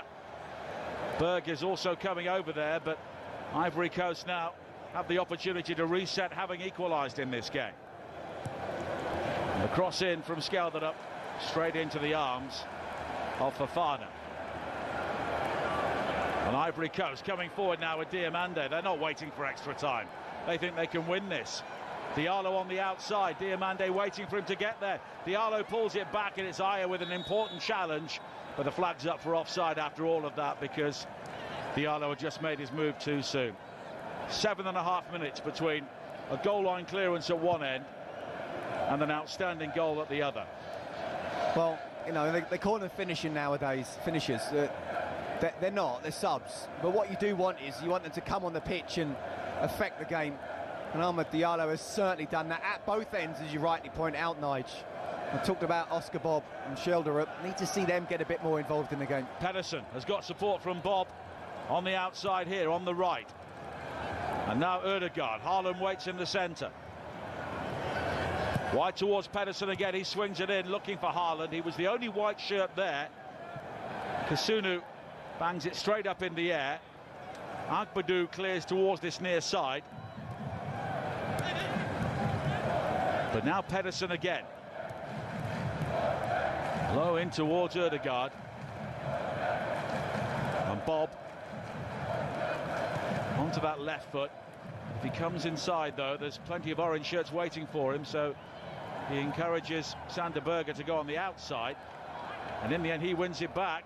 Ivory Coast making a hash of the clearance until Conan hammers the ball away. Well, Amad Diallo scored 2 Premier League goals last season for Manchester United. He scored twice already at this World Cup. Skelderup coming forward now for Norway. 10 minutes to play on TalkSport. 1-1 in Dallas. Sander Berge, 25 yards out. Finding Ødegaard now inside the penalty area. It's wide towards Bob, and the pass back in field rather got Ødegaard's feet in a tangle, and it's cleared away by Conan. But a good spell here for Norway, having regrouped following the blow of conceding the equaliser, having led for a long time in this game. Diamande on this near side. They scored 6 minutes before half-time. Diallo equalising 16 minutes before the end. And now there is an Ivory Coast player down, and it's Amad Diallo just clutching the small of his back. And the referee, I think, tells him to get up. Well, he went down, tried to get up, and then went straight back down again, as if, like, now my back's killing me. He still can't get up at the moment. Patrick Berg will be trying to help him up, but Diallo claims he might need some assistance here. He scored the 45th goal from a sub during this World Cup so far. Of course, we saw Martinelli come up with the match-winning moment last night, and it's another Premier League starlet who's scored here this evening to make it 1-1. Great goal, just a great goal. Running at pace inside the box, the ball like just at the end of a bit of string. No one can dare to try to make a challenge. It looks like he's going to shoot on his right foot, but he cuts back inside on his left foot, kind of hits it into the ground, which then sort of bounces over the keeper, certainly his arm anyway. It's a wonderful goal, it really is. Well, Diallo is just coming across to this near side. Of course, he'll have to stay off for a minute. Those are the new laws. Well, it's not as if he's time wasting, it's 1-1, but no. You know, the laws are the laws. He's gone down, the referee gave him a chance to get up, he tried to get back up, he needed physio treatment. Well, boo all you like, Ivory Coast fans, but it's spot on. But after Morocco's victory on penalties last night, the African challenge remaining strong at this World Cup. Of course, South Africa did go out to Canada, and we will see what DR Congo and Senegal do tomorrow. DR Congo facing England in Atlanta, live on TalkSport at 5 o'clock. And then Senegal against Belgium at 9 on TalkSport 2, as change being made for Norway, and Marcus Pedersen has come off, and Frederick Osnes of Benfica has come on. He was the only ever present in the group stage. So I wonder what they'll do to shuffle things around here, because Osnes is a midfielder and they've taken off a right back. Well, he is a midfielder, but he has played right back. I've seen him play there for Benfica. I much prefer him in midfield, and I think he can be got at, but he's so sort of football intelligent that actually he never finds himself in a one-on-one situation, but he will not want to be in a one-on-one situation here against Diomande. And he's playing as the right back. He retired from international football a couple of years ago, and his first recall was for this squad, so clearly he'd had words with Charles Stolbakken. As Moller-Wolf comes forward here for Norway. 6 minutes to play here on TalkSport. Extra time is looming in Dallas. 1-1 the score. Ødegaard midway inside the Ivory Coast half. He's got 3 orange shirts bearing down on him, but of course he's always the calmest player on the field, and he finds Osnes. And now Berge wide to the left-hand side, and Hegem, who had that great chance to make it 2-0. Skelder up on the left for Norway. Back towards Berge again. And Skelderup's got support from Moller-Wolf, but he comes inside himself, clips it towards the edge of the penalty area. Diomande will clear. And here is Moller-Wolf again. And Berge, a good spell of possession is for Norway, close to the Ivorian penalty area. Ødegaard, clever touch, and the cross in from Skelderup on the left-hand side is blocked by Doué at the near post, and it will be a throw-in. Lovely little flick from Ødegaard, wasn't it? And Skelderup is on his left foot. He's a winger. I know he's an inverted winger on the left. Ivory Coast fell asleep. They fell asleep. The back line, absolutely nowhere to be seen. Nowhere to be seen in the back line. What the hell actually happened there?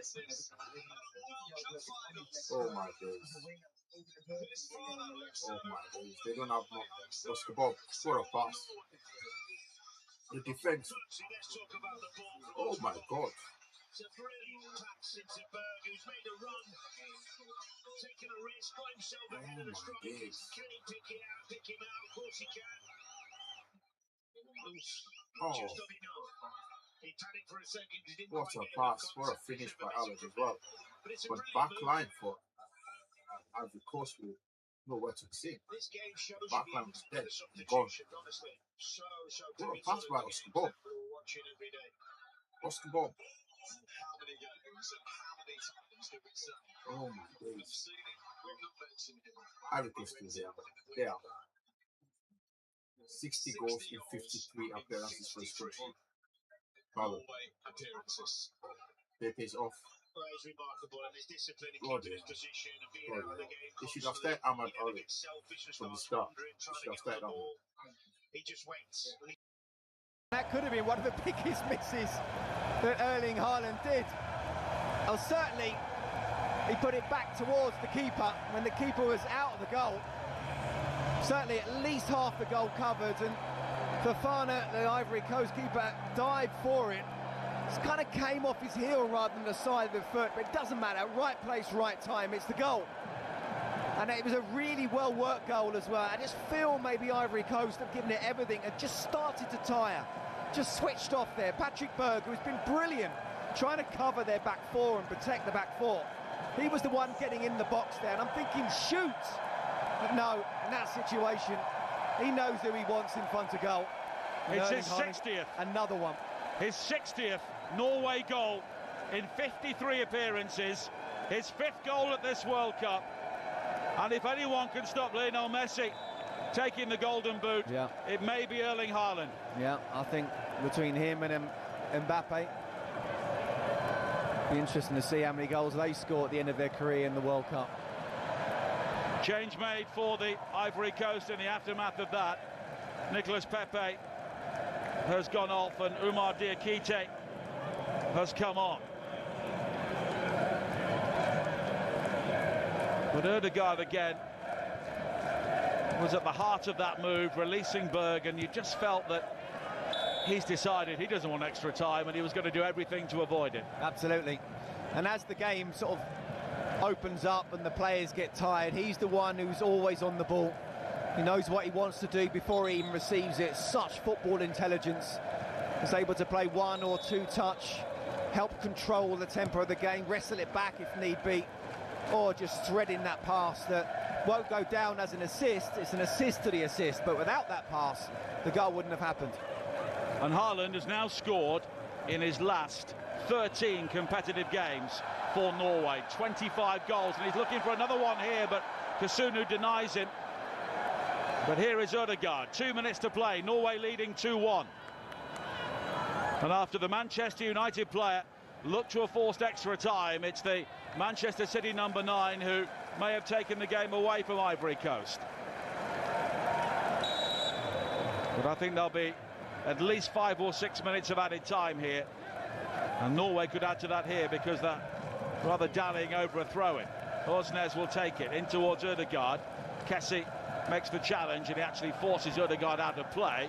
And Ødegaard is furious that the assistant referee doesn't give him a free kick.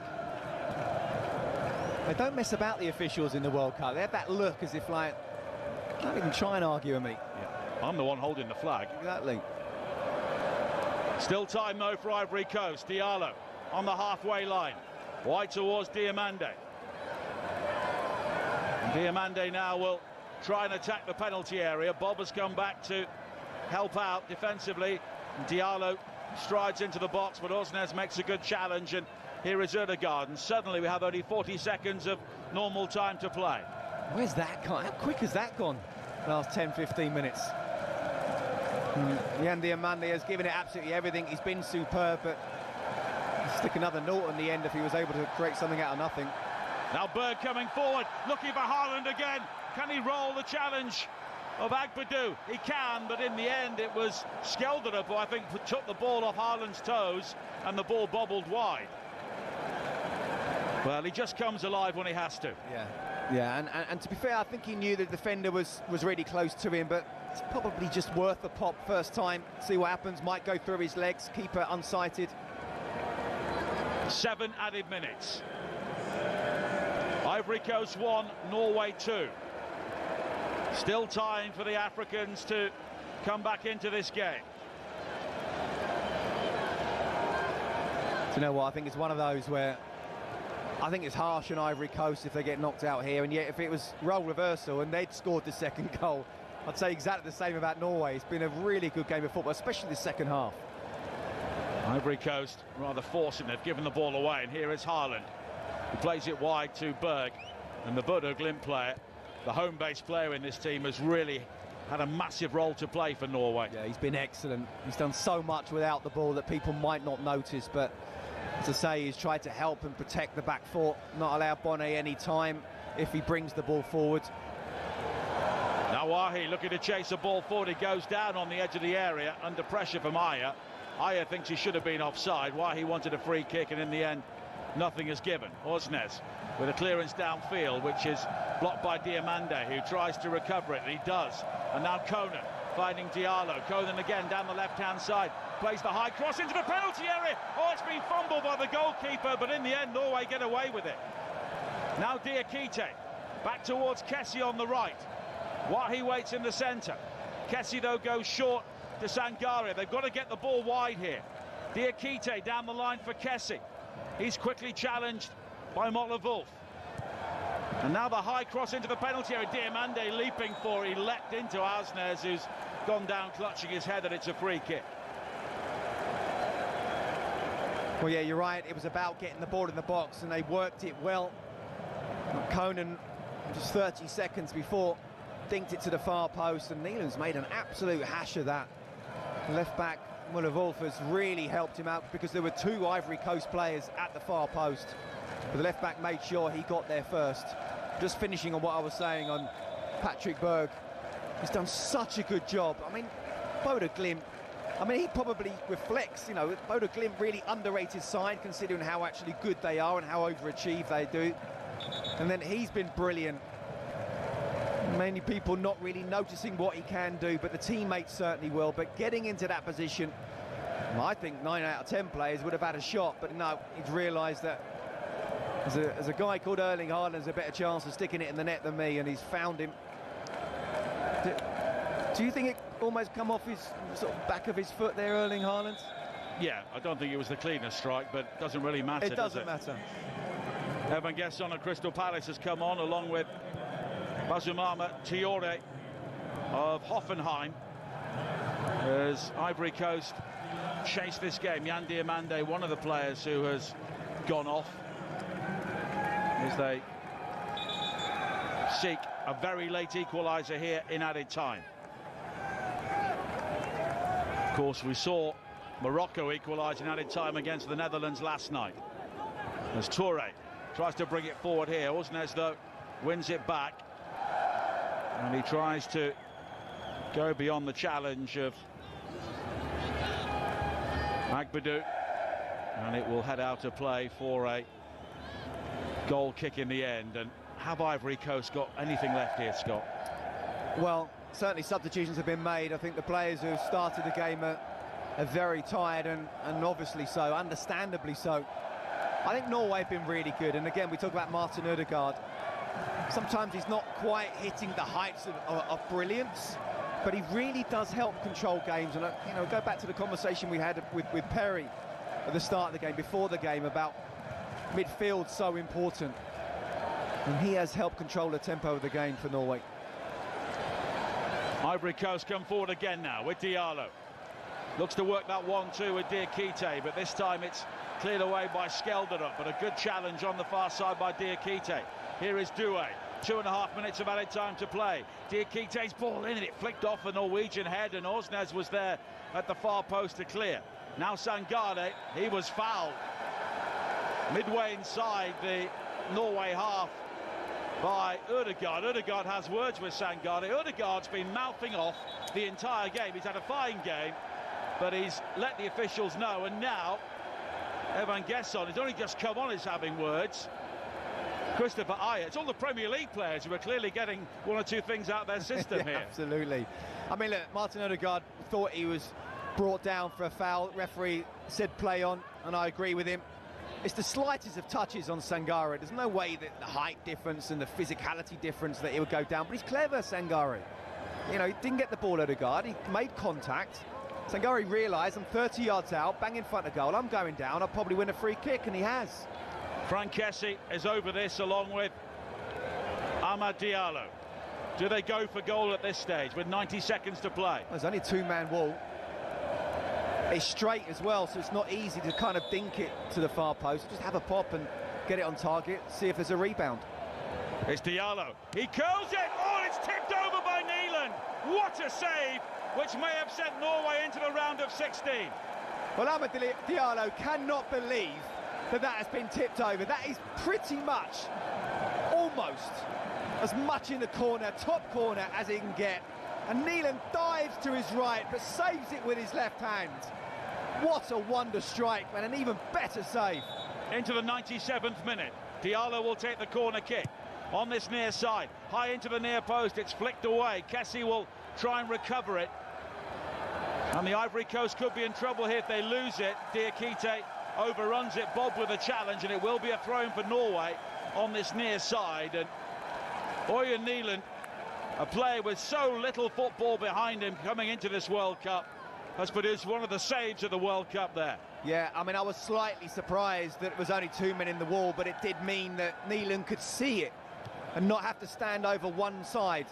Because if it had been over the left-hand side and the wall was there, Diallo got it up and over the wall, and that would have been a goal. Thumped downfield by the Ivory Coast again. Wahi on the far side. He's got support. It's brought forward by Diakite down the right. The challenge comes in, though, from Muller-Wolf. Diakite stays on his feet. Aya puts it behind. It's a corner. The final chance here for Ivory Coast. Diallo will take this. Everybody's got to get forward. Fofana, the goalkeeper, is forward. This is it for the Ivory Coast. And then the referee blows his whistle and brings everything down a notch or two. The way you built that up, Nige, was just superb. Let's go again. Diallo will take the corner kick for Ivory Coast. Fofana, the goalkeeper, is at the near post. Diallo's delivery in towards Fofana. Oh, it's been lost initially by the goalkeeper, but now it's gathered by Doué. May need some support on this near side. We're into the 8th minute of added time, and it's all over. Norway have done it. And as Erling Haaland celebrates in the stands, Erling Haaland, the Norway match winner, knows he's carried his team through a very difficult game. Ivory Coast played so well, but when you've got Erling Haaland on your team, you always have a chance, and it will be Norway against Brazil in the round of 16. It's been some game in Dallas, and it's finished Ivory Coast 1, Norway 2. And Ivory Coast bodies litter the pitch. They cannot believe they've been beaten. But what a brilliant, brilliant game of football that was. Norway go through. They've beaten the Ivory Coast by 2-1. They'll play Brazil in the last 16 in New Jersey this Sunday. It's live on TalkSport from 9 o'clock. And the Norwegian goalkeeper getting huge congratulations. But the match winner's in shot now. And Scott Minto, Erling Haaland, what can you say? Even his missed kicks go in.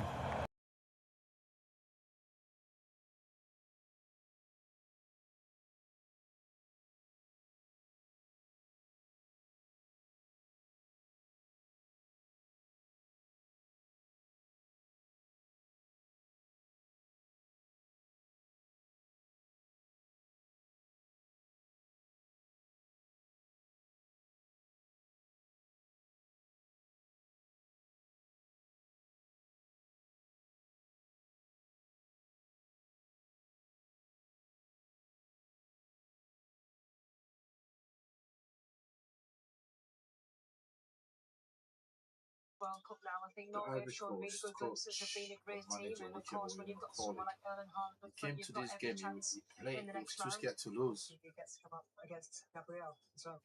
Right, I can leave Ahmad on the bench and he play 2 midfield. He packs everything in the midfield. Why? I think Norway Why? are a very good team. I fancied them before to play. Why? He lost because the coach. They need to, he's probably going to get sacked anyway. But you've got the youngest team, right, with legs. With legs in this competition. And just devastating.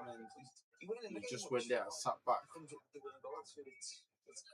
Played 5, whatever, in the midfield.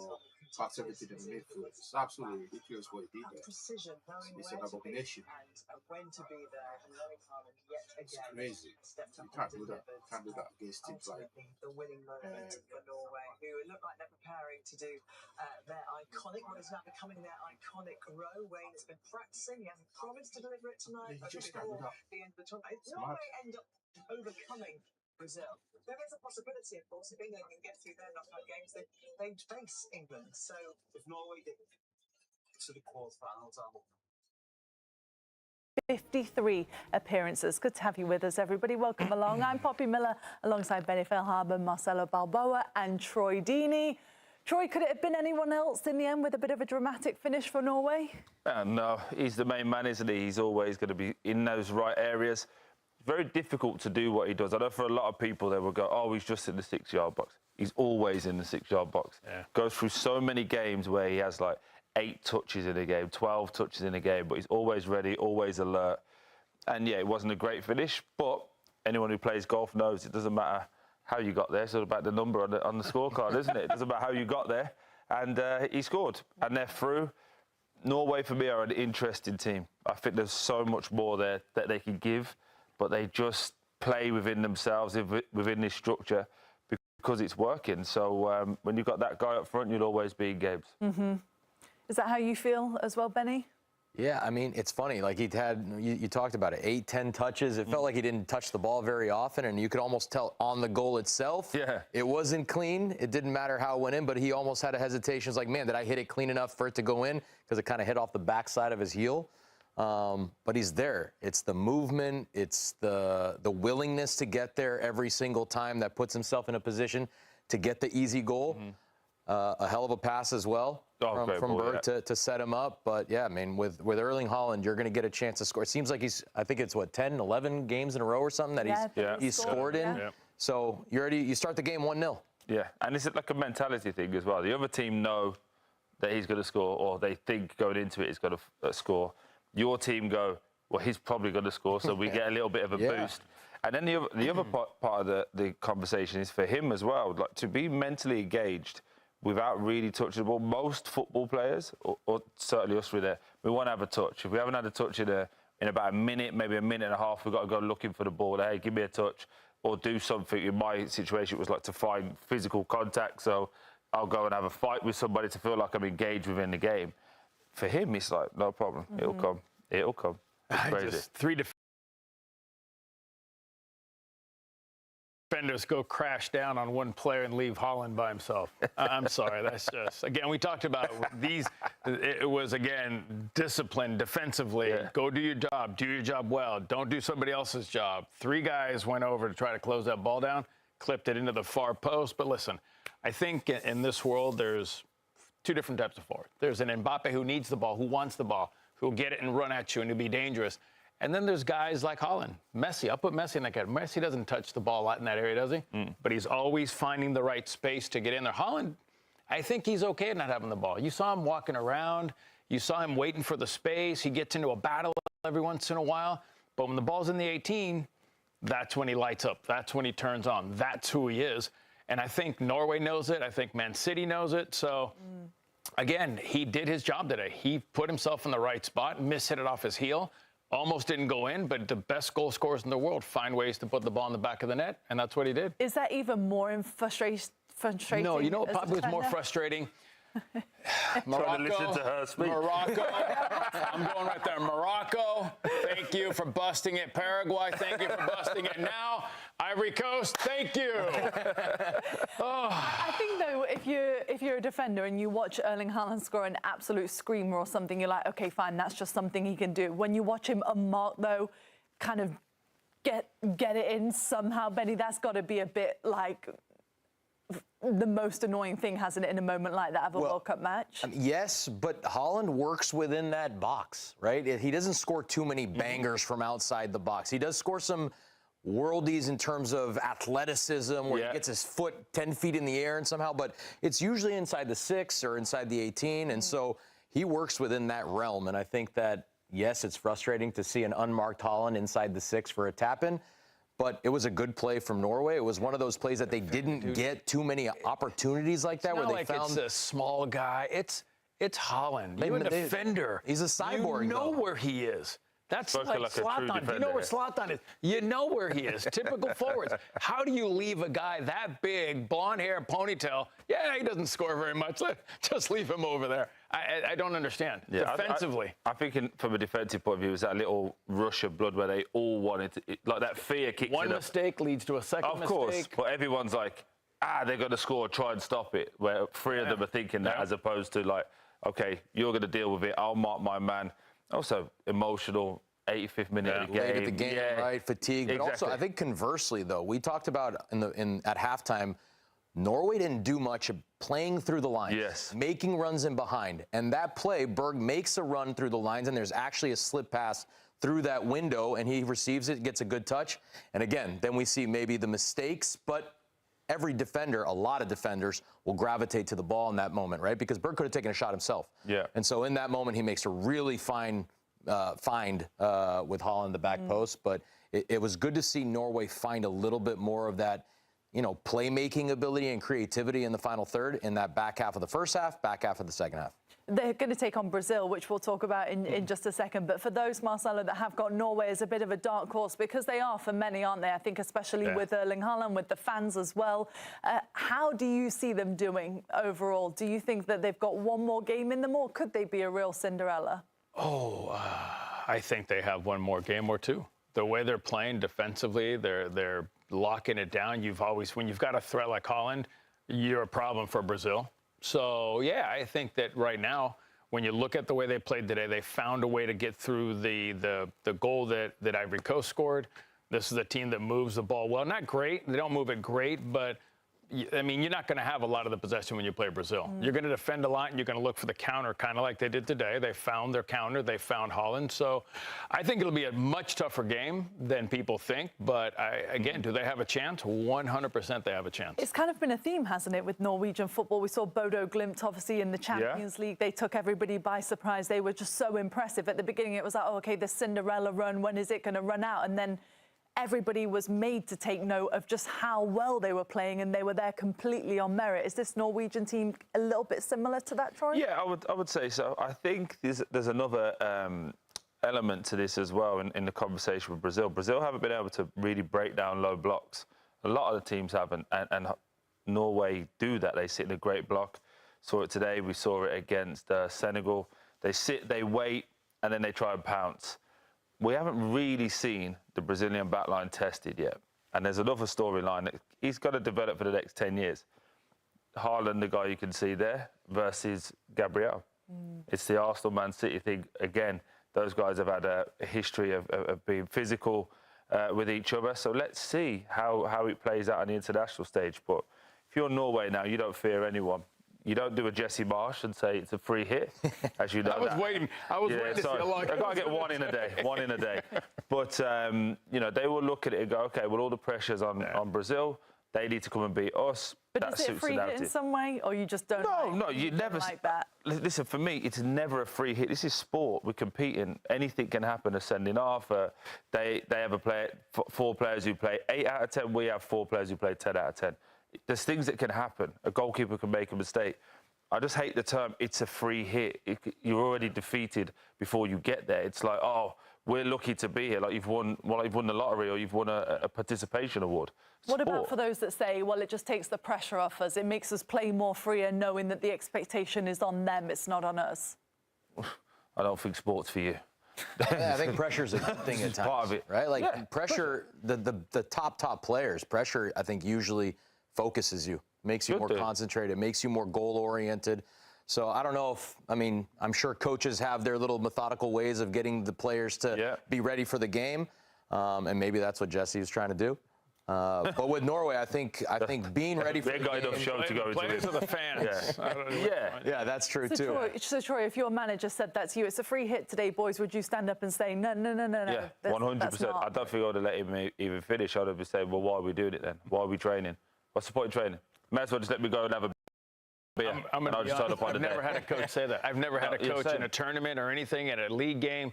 say tomorrow we're 1 point away from the league, it's a free. I've never had a coach tell me that we're played on borrowed money, so let's go on casino money. So I don't understand one bit. Especially with Norway. I think, there was a lot of question marks with this World Cup in particular, it being bigger and more matches. But one thing that we have seen is a lot of upsets. And the other thing, Benny, is that we've seen the stars really performing. Obviously, Mbappe, Vinny, Erling Haaland now. Has that made the World Cup more fun, do you think, so far, seeing them on top form? I think there's no question, right? And like you talked about, we have the Golden Boot race has got to be the best we've ever had in the World Cup. And I know there's more games. And some smaller nations as well that uptick the goals. But, man, all the stars came to play. And then we'll see, an Erling Haaland against a Vinny, who, 5 and 4 goals, I think it is. Vinny almost had 5 with that off the post against Japan. And so, look, I do think that when you get to this part of the tournament, the weight of the jersey matters. Right, and there's a saying in Brazil, and I think it's a saying across the world. But I know that the Brazilians will say that the weight of the jersey, the yellow jersey, will matter against Norway, right? And so the ability to be there, having done it before, the experience, I do think that they're slight favorites against Norway, but they're not a better team. That's the thing that's interesting, right? And even if we talk about this game today between the Ivory Coast and Norway, you saw for big moments of the game, Ivory Coast looked like the better team. Yeah. But then when they tied the game, it seemed like they kind of shifted how they wanted to play and sat back a little bit more like they did in the first half. Norway grew back into the game, and so that